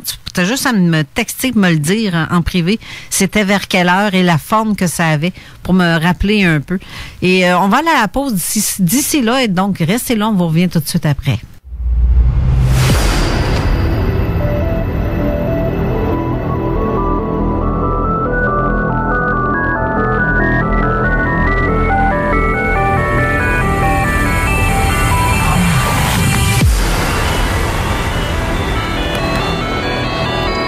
Retour en studio. Oui, je le sais, le micro est resté ouvert. Un des micros est resté non, ça ouvert. veut dire qu'ils nous ont entendus. Ben oui, fait que conspirationner. Quand tu t'as dit des menteries, on l'a entendu. Mais je pense qu'on va rentrer dans une portion de l'émission où on va parler peut-être là, des enlèvements de masse. Ça ressort beaucoup, spécialement pour le cas de la Place Bonaventure. Je pense que même si c'est un terrain un peu glissant, on se doit d'aller explorer ce côté-là. Mais avant d'aller là, tu sais, Carole, comment j'aime gâter ton monde. À chaque fois que je viens faire des tours, soit que j'ai des tasses, soit que j'ai des petits cadeaux.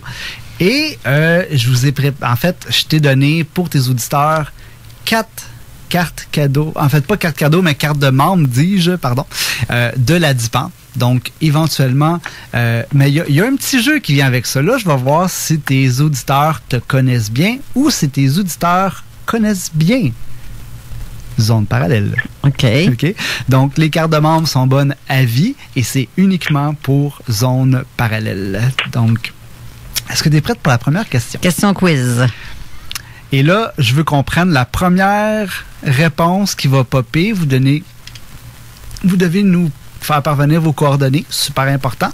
Et Carole, c'est toi qui va dire, OK, je l'ai. C'est bon? On va faire ça très, très, très, très. Tu veux que les gens répondent en commentaire? Oui, c'est le premier commentaire qui rentre. Ou en texto. La bonne réponse, ou en texto. Au 581-500-1196 ou en commentaire sous le post de l'émission sur Facebook. Vas-y. Parfait. T'es prête? Oui. Alors, c'est long. Qui est le mentor de Carole? Ah ben... Nous autres, on répond pas. Là. Non. Non, faudrait qu'on essaye de faire la petite musique d'attente pour avoir la réponse. Écrivez pas Yoda, là. Moi, c'est de même, je l'appelle, là, mais...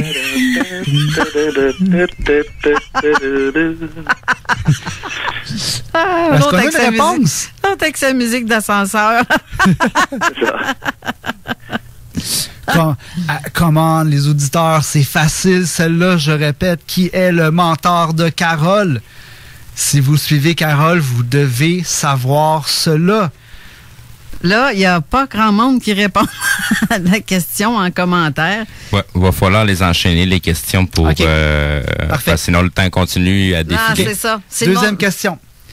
Quel est le nom de famille de Steve à la co-animation? Et tabarouette, tu viens de les perdre bien raide, là. Ça, c'est-tu pour avoir une... Il faut pas tout savoir les réponses là. Ben, écoute, c'est des questions qui sont faciles. Mais il faut qu'ils répondent à tout ça. Non, c'est une question par carte. Ah bon, d'accord. Okay? Donc, je répète, quel est le nom de famille de Steve à la co-animation? Tu parles-tu de Steve? Ben, surtout pas le gars qui est à côté de moi, tu sais. Non, il parle de Brian. On passe à la troisième. Nommez-moi un groupe ufologique au Québec qui est actif. Un groupe ufologique actif. Oui.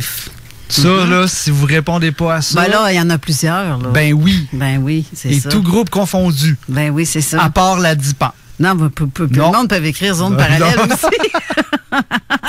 Mine de rien, on est un groupe pareil. Même si on a une émission de radio, on est aussi un groupe. La preuve, Steve, hier soir, il est allé faire une enquête directe. Oui, parce j'ai eu un call pour dire qu'il y avait eu une sphère encore, mais c'est Steve s'est rendu sur lui. On s'en parle dans pas tellement long. Je vais passer à l'autre question. Que veut dire RR4? Je répète, que veut dire RR4? Ben ça, faut être un peu ufologue pour connaître la réponse. Oui. Ben non, c'est une sorte de crayon de plomb, ça. Comment t'as dit ça, Jean? Ça peut être la route rurale 4 aussi. Exact. Donne-leur pas d'hésiter, Barienne. Je t'aimais bien, toi, avant. Et celle-là est un petit peu plus difficile si vous suivez les 5 dernières saisons. Nommez une capsule d'un co-animateur. Je répète, nommez une ancienne capsule ou une capsule présente d'un co-animateur.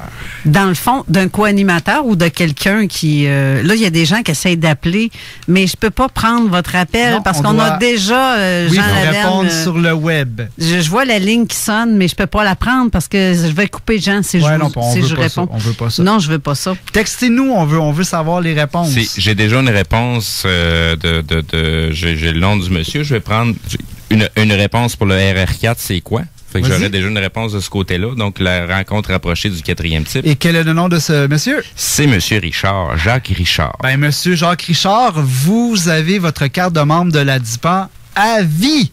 Bravo! Bravo, félicitations! Ça serait une chance s'il resterait sur la route rurale. Bon, ça y est, moi, je m'en tourne chez nous. C'est correct. Donc, est-ce qu'on a d'autres réponses, Carole, de ton côté? Là, pour l'instant, j'en vois pas d'autres là, mais je sais qu'il y a quelqu'un qui essaie de m'appeler par même le numéro du texto. Je peux pas prendre vos appels par texto, je peux juste prendre un texte. On va laisser ça aller le temps que les gens pensent à leur... Parce qu'on a quand même le code de la place Bonaventure là, à unboxer, si on peut dire ça comme ça. Mais aux auditeurs, essayez, envoyez-nous des réponses. Vous ne savez pas, on a déjà un prix qui a été gagné, il nous en reste 3. Et lâchez pas. Donc, on veut vous entendre. Au pire, Jacques Richard, je vais laisser l'enveloppe ici à la station. Ceux qui sont capables de se déplacer ici, c'est tant mieux. On va avoir... Vous venez la chercher à la station. Et on a reçu aussi d'autres témoignages. Attendez un peu, je reçois aussi, j'ai pas arrêté de répondre. Non, c'est pas ça, ça n'a pas rapport. J'ai mon ami Michelis qui est aussi... qui nous écoute en ce moment. Et tantôt, j'ai parlé d'un monsieur Claude à qui j'ai parlé au téléphone et effectivement, il confirme que l'OVNI qu'il a vu, c'était ovale. Et l'endroit de l'observation, c'est à partir de l'usine de l'épuration d'eau de l'aqueduc de Montréal. Il se souvient des lumières bleues et rouges très lumineux qu'il y avait sur l'engin. Donc, lui, à l'heure qu'il l'a vu, c'est entre 7 et 8 heures et il n'y avait pas de nuages à l'endroit où ce qu'il observait. Donc, les nuages étaient seulement au-dessus de, je présume, dans le secteur de la place Bonaventure, je pense. En fait, Carole, j'aimerais savoir, il était à l'usine d'épuration des eaux. Est-ce qu'il était à celle qui se trouve près de Pointe-aux-Trembles, dans l'est de la ville qui s'en va vers Repentigny? Donc, Claude, si tu peux répondre à la question encore là de ce que David vient de demander, je vais lui confirmer ta réponse parce qu'il m'écrit en privé et non sur la page de Zone Parallèle. Donc, si c'est près de Pointe-aux-Trembles, mais lui, il dit qu'il est de Verdun. Oui, dans l'ouest, il y a une autre usine, là, donc c'est juste pour savoir, là, pour essayer de situer là, à peu près où est-ce que lui il aurait vu ça. Là. Il dit sur la rue... Parce que la trajectoire, elle existe. Hein? Il dit sur la rue du Puy-Verdun. Ah, OK, c'est ça, c'est dans l'ouest, parfait. D'accord, merci. Parce que c'est ça, la trajectoire, il faut que ça concorde avec la trajectoire. J'ai la réponse de Michelis qui a gagné aussi, qui dit Jean Cazot. Merci, Michelis. Donc, tu revérifies du côté Facebook, il y en avait plusieurs aussi qui avaient déjà mentionné. Pas vrai? Ben oui. Ah, mon Dieu. Ça rentre de tout bord, tout côté présentement. Là. Il nous reste 3 prix seulement, donc je laisse... Ben là, 2 maintenant. T'en avais 4. Ah oui, c'est vrai. Excuse. On a Jacques, on a... bon, ben là, on est dans le chenoute. Il va falloir que... J'ai Éric Tessier qui m'a dit, moi, j'ai full répondu, mais tu sais, il a travaillé fort pour répondre. Mais est-ce qu'on va lui donner, même si que, tu sais, il fait partie des enquêteurs avec nous? Qui ça? Éric Tessier. Ben oui. Ben oui, certain qu'on va lui donner. Ben qu'un. Ben qu'un. Faire peur un peu. Ben qu'un. Eric, c'est un fidèle... je vais faire ma job de co-animateur. Je vais te déléguer tout ça, Jean-François. D'accord. le numéro du texto, comme Michelis se demande, c'est le 500-581-1196. C'est par là. Faut pas appeler. Faut écrire un texto à ce numéro-là. C'est plus l'inverse. 581-500-1196. C'est pas ça que j'ai dit? Non, t'as commencé par le 500 avant. Ah, j'ai fait 500. Ah, ben, gadon. Hey, je suis à l'envers. 581-500-1196 pour le texto. On le répète encore une fois. Donc, merci aux gens qui participent. Et voilà. Et donc, donc tu vois, genre, l'autre témoignage qui dit qu'il y avait des lumières bleues, puis il voyait l'engin qui était ovale.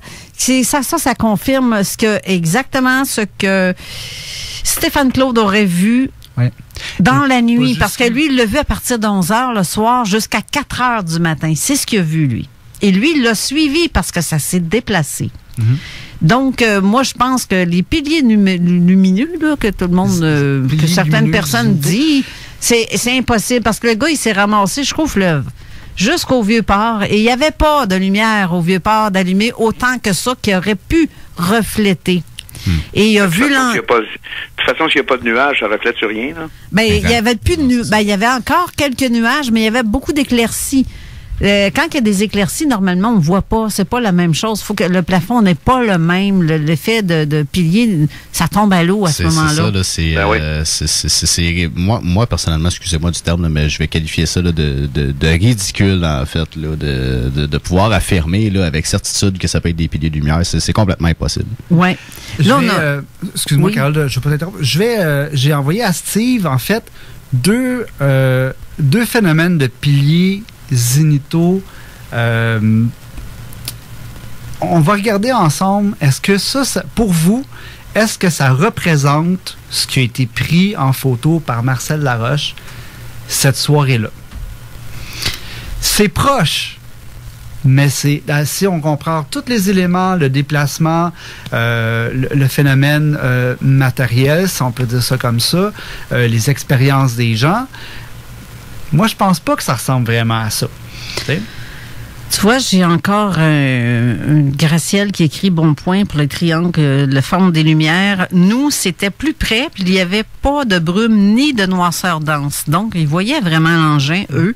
Éric Hainaut qui me fait un bon point aussi. Ça, c'est vrai, on a entendu souvent parler. Il y a aussi des témoignages qui soulignent une sorte de lien télépathique entre le phénomène et le témoin. Est-ce que des témoignages à cet effet pour des cas particuliers? Oui, il y en a eu qui ont eu des communications avec cette...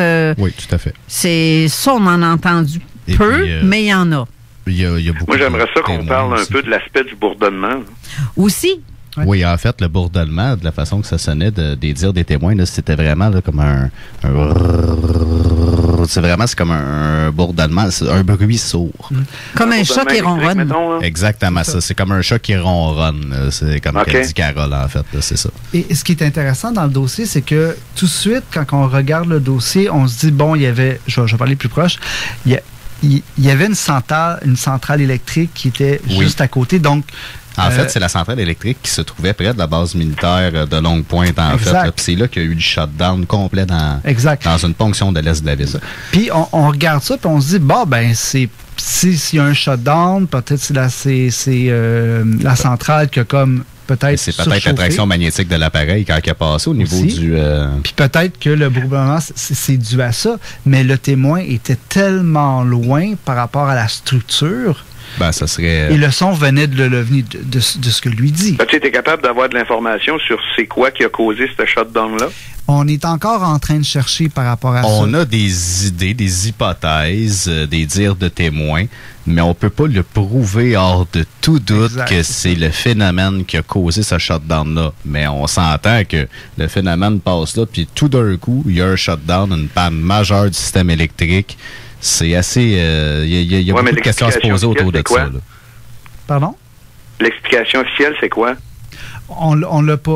On est encore en train d'enquêter là-dessus. Donc, on est dans l'envoi de courriel. Parce que c'est bien beau enquêter, mais tu sais, les gens, tu sais, peut-être qu'ils s'attendent à des résultats, puis tout ça, mais quand on travaille avec un genre de dossier comme ça, c'est hyper complexe parce que non seulement il faut qu'on retrouve certains témoins, il faut qu'on se rende sur place. Puis là, il faut faire la job qui n'a pas été faite dans les années 90. Il faut qu'on mette des petits comptes, il faut qu'on prenne des photos, tu sais, pour faire justement, une reconstitution géospatiale, de situer les gens quand on va rédiger le rapport. Les gens, il faut qu'ils comprennent où est-ce qu'ils sont, dans quelle optique ils voient la chose, pour qu'on soit capable éventuellement d'en faire une certaine conclusion, parce que notre travail en tant qu'investigateur, c'est de cumuler de l'information du mieux qu'on peut. On ne peut pas rien faire de plus. En fait, moi, ce que je pense, c'est là tu vas m'haïr. Oui. Moi, personnellement, je crois que chaque témoin qui était dans plusieurs zones différentes de la ville qui disent avoir vu le phénomène, nous, on devrait se rendre sur le terrain, en fait, du point de vue du témoin, de se rendre exactement à cette position-là et, à partir de là, prendre les photos dans l'angle où les témoins ont vu l'appareil et à partir de là, partir sur la base de le témoin a vu l'appareil à partir de là, l'autre témoin a vu l'appareil à partir de là. Puis comme ça, on peut avancer. Puis éliminer ce qui est, en fait, là, ce qui a absolument pas rapport au phénomène. Dans ça aussi, tu vas être capable d'établir comment est-ce qu'on pourrait dire, une forme générale. Là. Exact.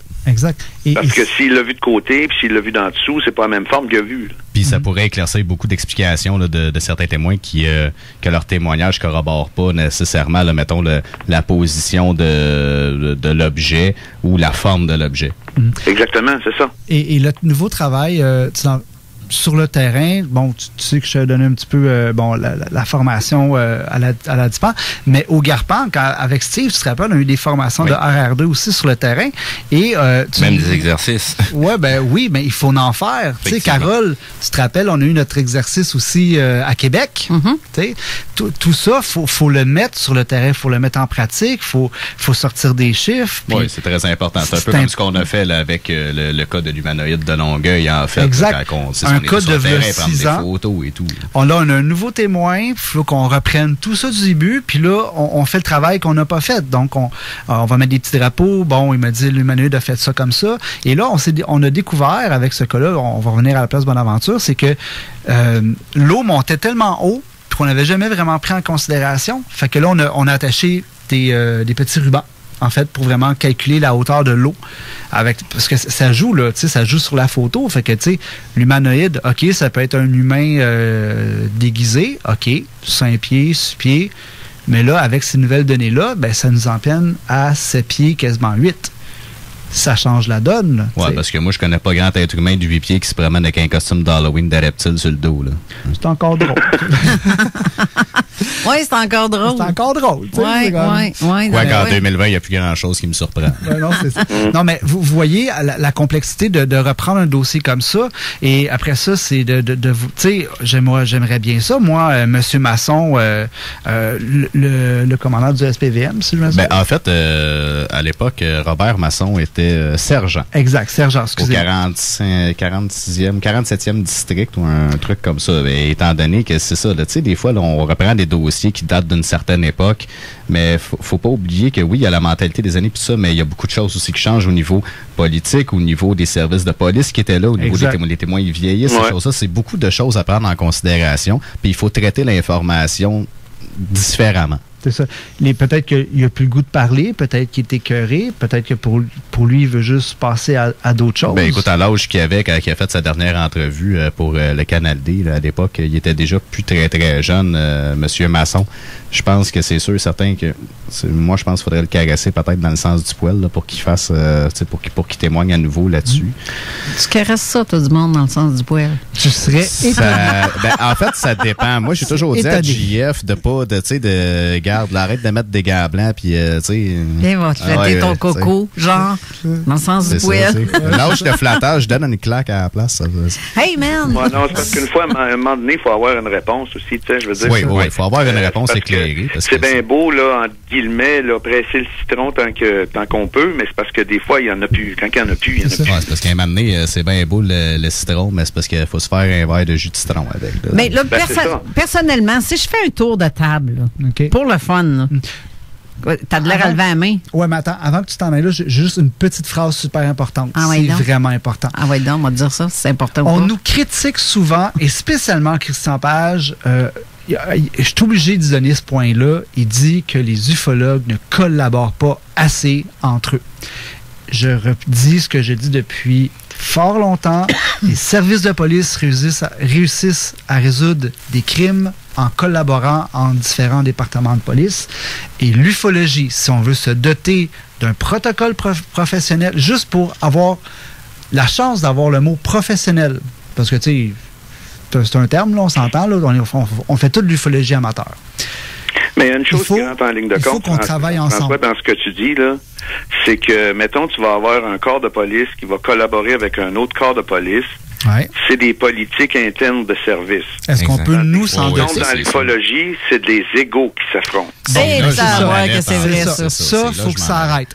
Et tu sais, j'ai le goût, moi, d'envoyer un message aux gens qui nous critiquent. Moi, j'aimerais ça que Christian Page, parce que moi, j'ai eu une conversation avec Christian Page.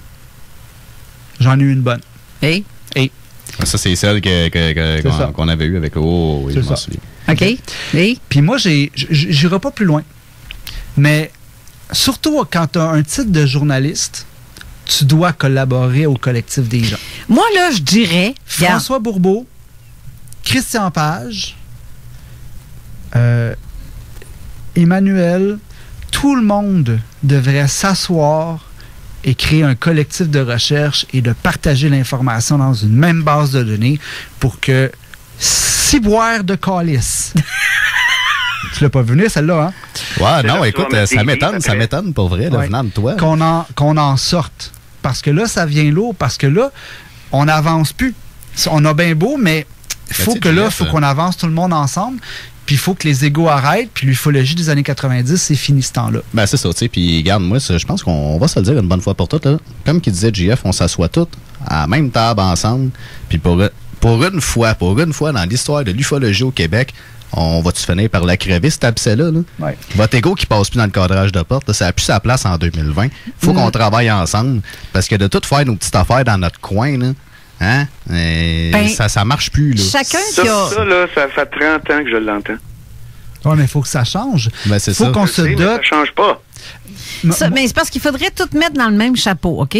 Moi, j'ai eu tel et tel témoignage. Tiens, arrangez-vous avec ça. Toi, t'en as eu le temps, mets ça là-dedans. Et ça serait que, exactement, pour ce cas-là, et que tout le monde regarde tous les commentaires de tout le monde. Mais pourquoi pas se faire des meetings entre enquêteurs?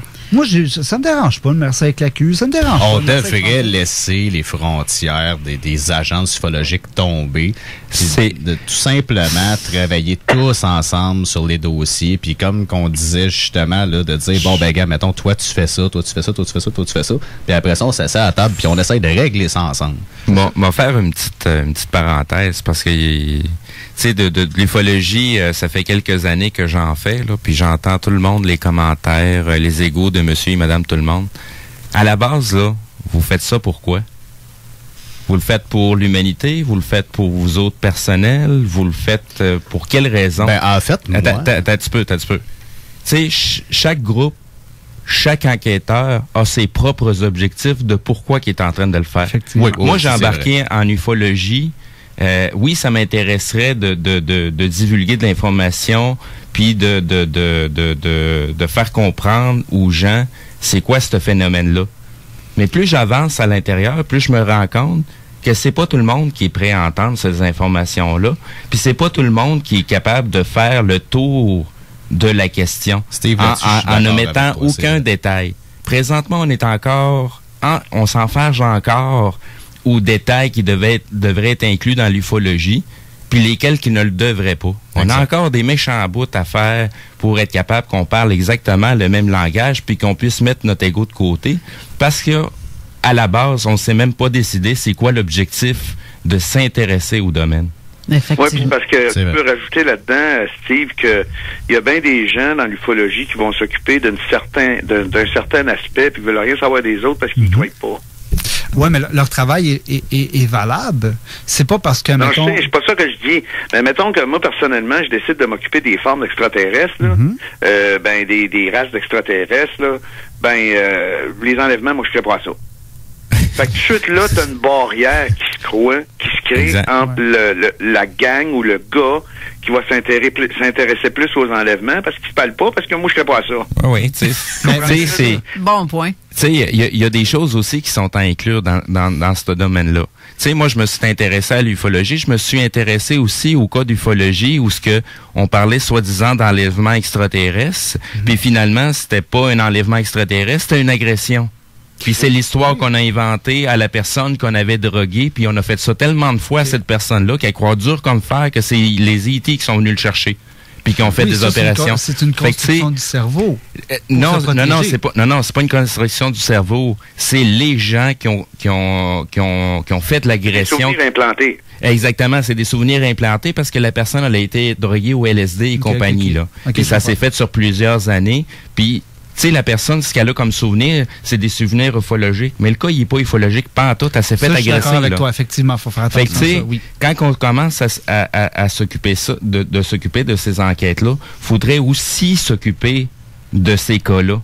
Aller voir. Parce que il y a des gens qui sont assez psychopathes pour s'en servir de ça. Tu sais, à une certaine époque, aux États-Unis, ils se servaient de ce nom-là, là, des extraterrestres, pour parler de pédophilie. Ah, tu sais, les MK Ultra, hein, c'est comme ça. Exactement. Fait que, faut vraiment tout inclure l'historique de l'ufologie. Pas juste les signalements, les témoignages, mais vraiment prendre tout l'historique en entier de l'ufologie. Qu'est-ce qu'on en a fait? Je pense que c'est pas juste ça non plus. Il faut élargir un peu, il faut tomber d'incroyance, puis c'est ça qui est plate. Parce que quand tu tombes d'incroyance, c'est dur, ça, à faire comprendre à quelqu'un que c'est une croyance. Puis c'est parce qu'en tombant d'incroyance, là, tu tombes dans fées, tu tombes dans les apparitions, tu tombes dans plein d'affaires.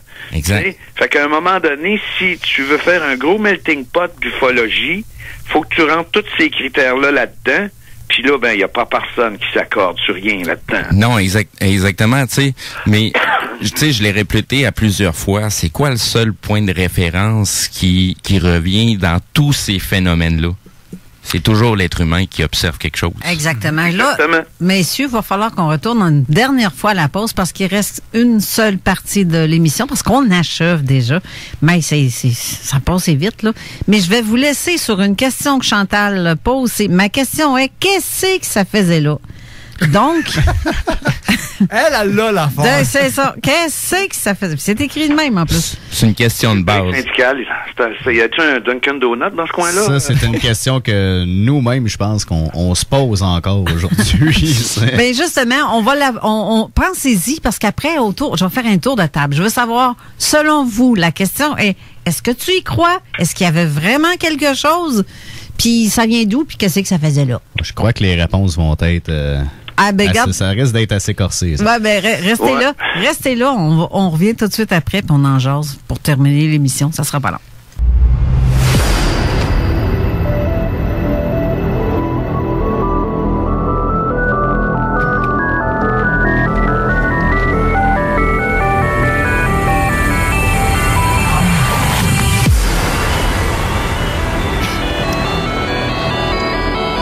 Et que je l'aime donc, la musique. Moi, elle me fait capoter encore. Ça fait 2 ans que j'utilise ça comme intro, puis je l'aime encore. Elle me fait triper. Ça vient me chercher.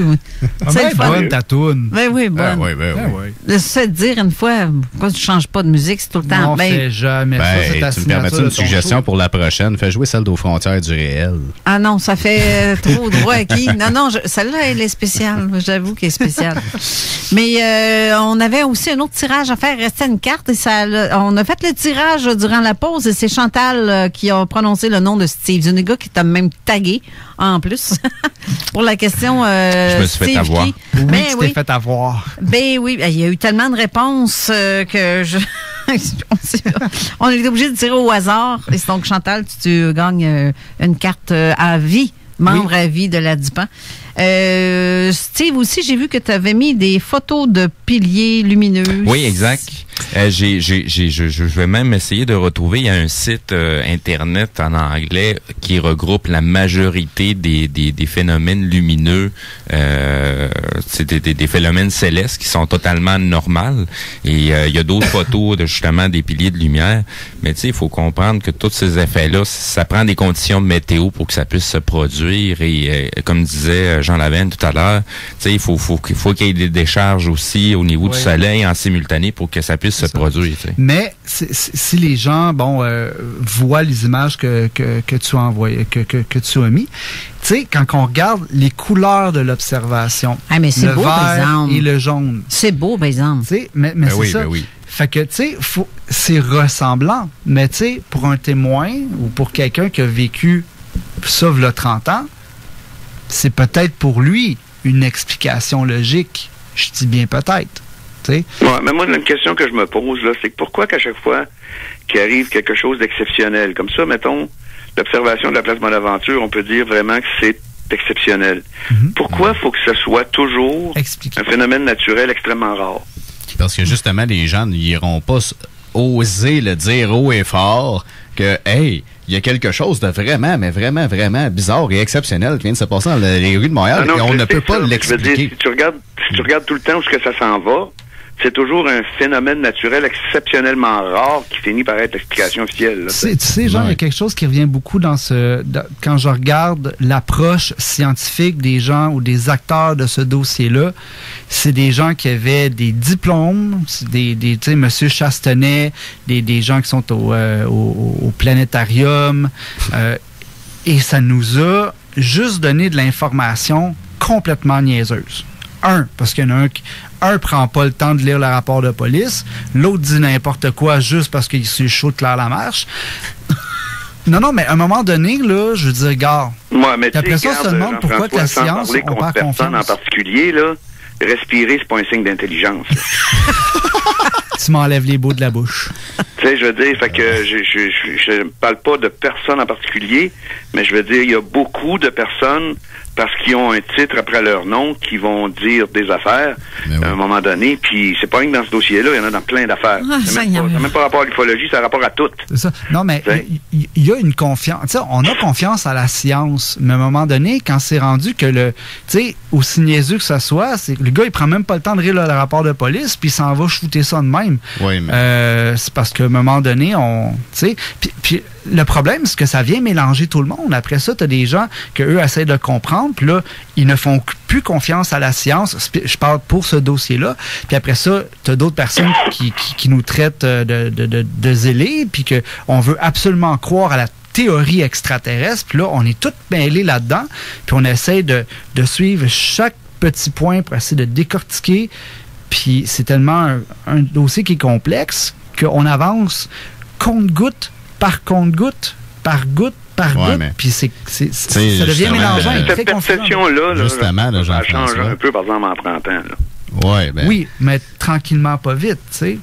Tu sais, c'est ça, c'est pas les gens qui ont donné des explications comme ça, de même justement, parce que c'est des gens qui ont un nom au niveau scientifique. Écoute, c'est pas parce que tu as un nom au niveau scientifique que c'est toi le pingouin qui glisse le plus loin. Tu sais, c'est lui, il va arriver, mettons, là, je vais donner une idée de même. Tu sais, mettons, moi, je suis le directeur du Planétarium de Montréal. Selon vous, monsieur, qu'est-ce qui s'est passé le 7 novembre 90? C'est un pilier de lumière. Oui, mais des scientifiques qui disent, il y a beaucoup de scientifiques. Regarde, on s'entend que la science, la science, ça va loin, on pourrait s'en parler longtemps. Ils n'osent pas se prononcer parce que justement, ils vont se faire... Ils veulent perdre, ils peuvent perdre leur titre au niveau de la communauté scientifique. Hein? Vous m'étourdissez toutes les deux en même temps de même. Là. Dans ce cas-ci, oui, tu es un scientifique, mais écoute, c'est frustrant quand un gars a un titre puis qu'il te balance une niaiserie.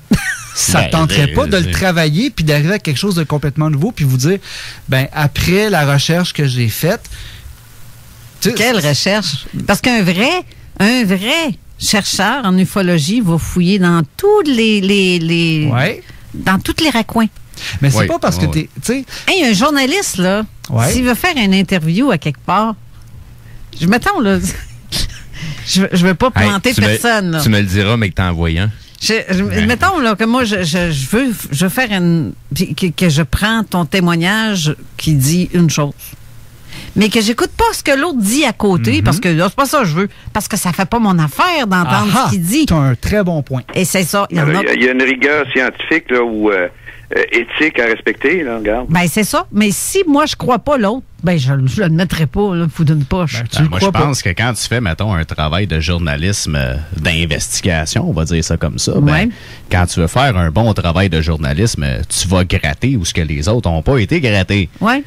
Effectivement, mais dans le temps, à l'époque, avec François Bourbeau, il avait gratté pas mal dans tous les raccoins. Là. Mais tu vois, juste un exemple. Là, on vient de nous apprendre, ou on vient d'apprendre qu'il y aurait eu une évacuation ou un exercice d'évacuation d'un building avec les paramédics, les pompiers de Montréal et le SPVM, mais anciennement, c'était le SPCUM. Oui, c'est ça. Est-ce que ça aurait pu jouer dans l'observation? Je dis ça juste de même. Là. Est-ce que ça aurait pu jouer? Tu dis, pendant l'observation? Dans les premiers moments de l'observation, il y a eu cet événement-là qui s'est passé aussi. Oui, mais tu sais, Jean-François, il ne faut pas t'oublier une chose, c'est que peut-être que, mettons, si c'était dans une tour à bureau du centre-ville, ils ont peut-être eu peur que cet engin-là percute la tour en question, whatever, comme qu'ils ont fait le jour du 11 septembre, quand il y a eu des attentats contre le World Trade Center. Ils ont fait évacuer la place Ville-Marie par simple mesure préventive. Donc, c'est peut-être la même chose qui s'est passée le 7 novembre 90. Ça se peut. Il a pu se passer n'importe quoi aussi. C'est ça. Pour moi, c'est un détail important. Pourquoi on va sûrement dire, oui, mais vous n'avez pas fait votre job de recherche. Oui. Mais qu'est-ce qu'il dit que c'est pas pour justement tester un système? Ça se peut, parce qu'on se fait tester souvent, puis c'est correct, mais on va le savoir si c'est une joke. On va le savoir si c'est un test. Tu sais, à un moment donné. Mais c'est ça, un dossier comme ça, c'est tellement compliqué, c'est tellement complexe.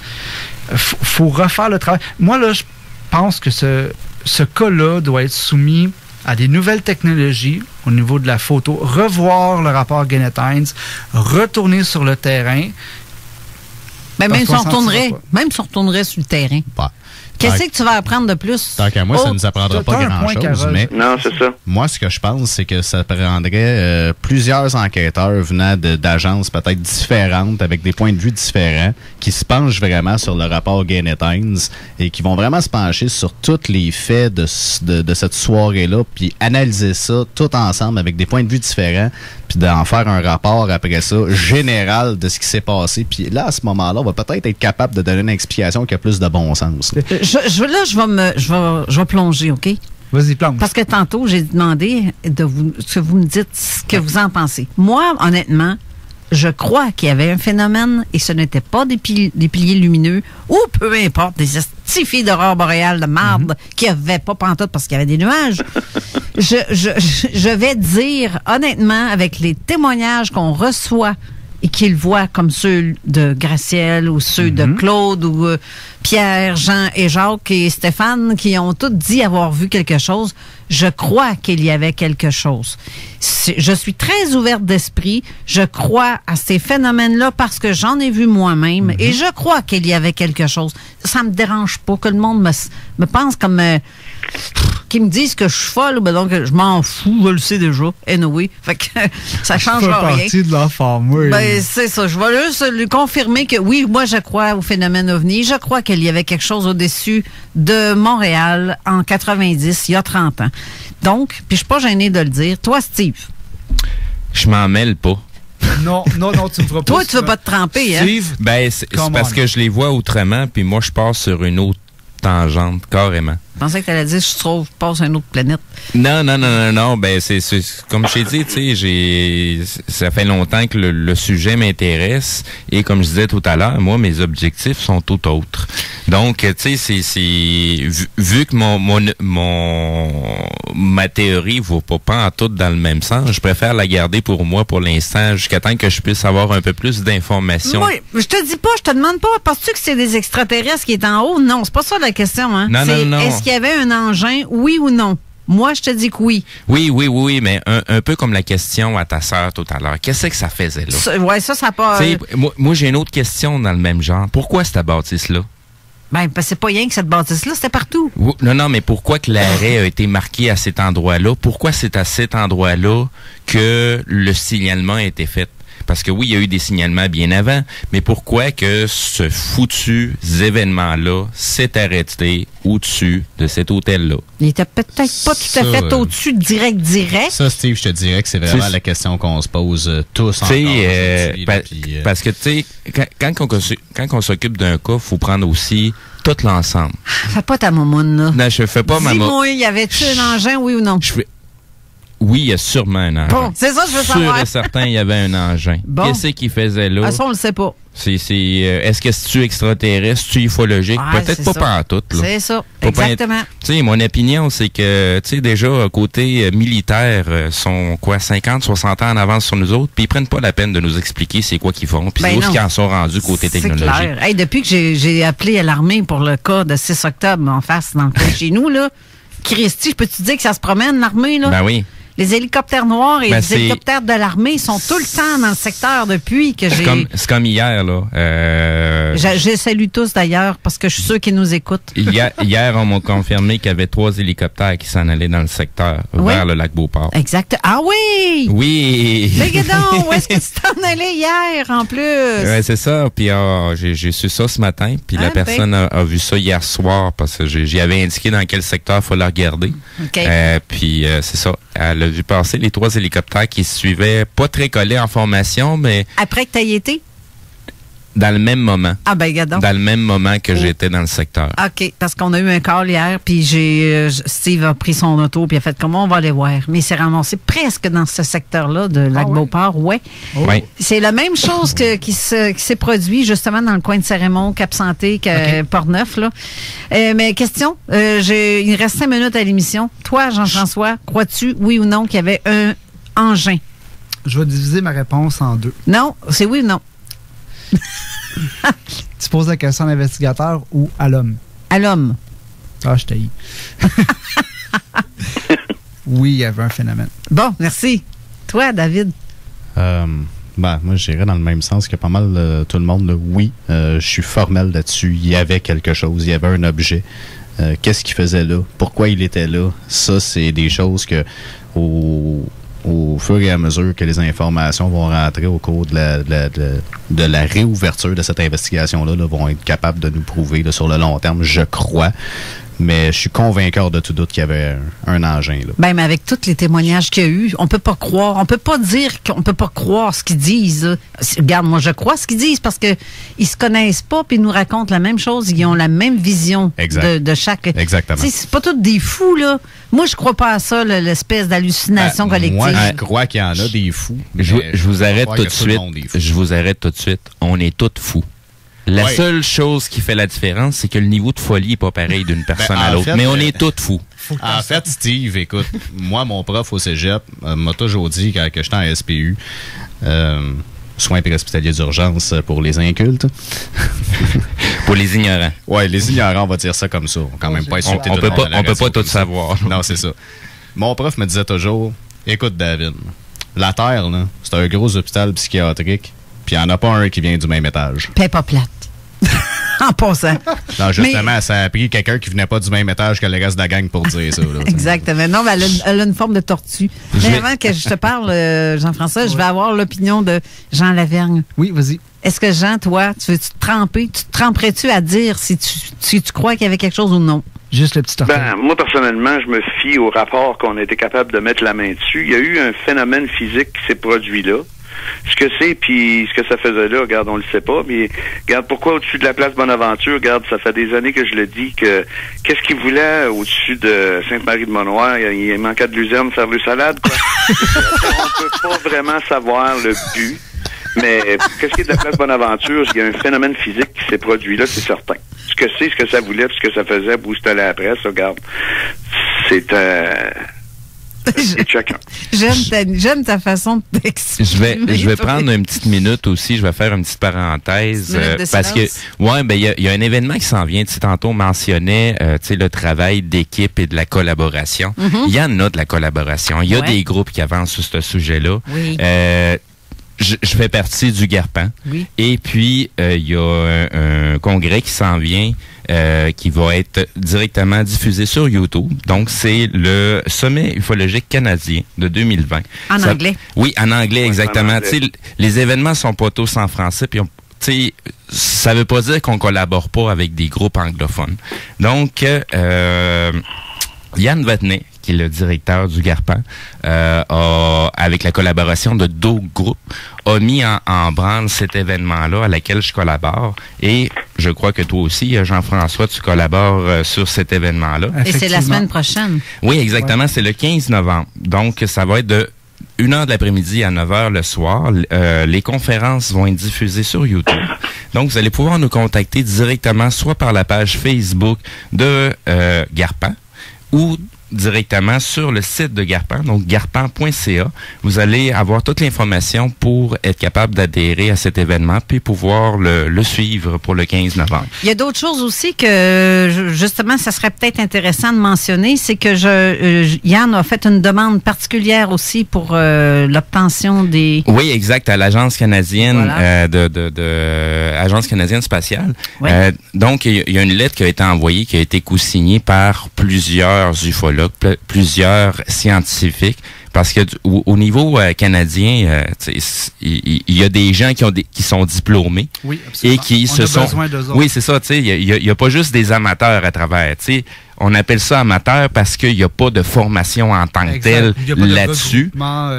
Par contre, d'une instance gouvernementale. Par contre, tu sais, le travail au niveau du GARPAN qu'on avance, c'est justement pour rendre ce domaine-là, de l'emmener du côté académique. Absolument, parce que, tu sais, on va falloir qu'on rassemble tous nos outils. Présentement, tu sais, on est une méchante gang à travailler dans le domaine. On travaille pas tous avec les mêmes outils, avec les mêmes vocabulaires. Tu sais, on se targue tous de dire que c'est nous autres qui avons les meilleurs outils, mais on n'est pas encore capable de toutes les assembler. Il faut s'en aller vers la normalisation des méthodes de travail. Là, je ne vais pas vous faire de peine, on est en train de défoncer. Je pète ma minute bien raide. On défonce ça. Vas-y vite. C'est ça. Donc, Ladipan est très fier justement d'emboîter ce pas-là, même si, il y a des clauses là, qu'on ne peut pas parler, mais ça va créer le momentum pour une nouvelle génération d'ufologie pour justement qu'on travaille tous ensemble. Donc, c'est un super beau projet. Et puis, voilà. OK. Comme je vais terminer ma note sur ce que Gracielle dit, c'est le moment qu'on peut parler de la physique quantique. Il est temps de s'ouvrir à une autre dimension. Exactement. Je trouve ça très beau, très beau. Avant que j'oublie, excuse-moi, Carole, c'est super important. Et toi, tu me mets à chaque fois. À chaque fois, là, on défonce pour vrai. Salut parce que j'ai le TISA qui nous a, qui nous souhaite, dans le fond, bonne émission. Ils nous écoutent, eux, de l'Ontario. Donc, je vais juste faire un petit coucou à ce groupe-là aussi qui n'est pas TISA. ici. Le TISA, qui n'est pas ici au Québec, qui est en Ontario. Français, donc, francophone ou anglophone? Anglophone. Donc, on veut juste saluer nos homologues. Hello, gang, même si même si on le parle. Hi, everybody! On parle juste en français. I speak payard, but I speak pareil. Mais merci beaucoup d'avoir été là, les gars. Je vais commencer par David Baudin. Merci d'avoir ta première expérience radiophonique. On l'applaudit! Merci à toi, Carole, pour l'invitation. Ça me fait plaisir. Merci aussi, Jean-François, d'avoir été là. Ça fait plaisir. Merci pour tes petits billets qu'on va justement partager. Je vais te donner celui que tu sont dans la région de Montréal. Tu repartiras avec. Ouais. Comme tu as Eric qui a gagné. Oui, c'est ça. OK, mais merci aussi, Steve, d'avoir été là aussi pour la co-animation. Merci aux auditeurs aussi. Et pour terminer en beauté, merci, Jean Lavergne. La semaine prochaine, on recommence les podcasts tes podcasts, tes chroniques. Tes chroniques de l'OVNI Show recommencent la semaine prochaine. Alors, restez à l'écoute, mes amis. Dans quelques instants, c'est l'émission de l'AQU qui va commencer dans la zone insolite. Ça va être bon, ça. Merci de votre participation et bonne semaine. Bye. Salut. Bye tout le monde. Bye.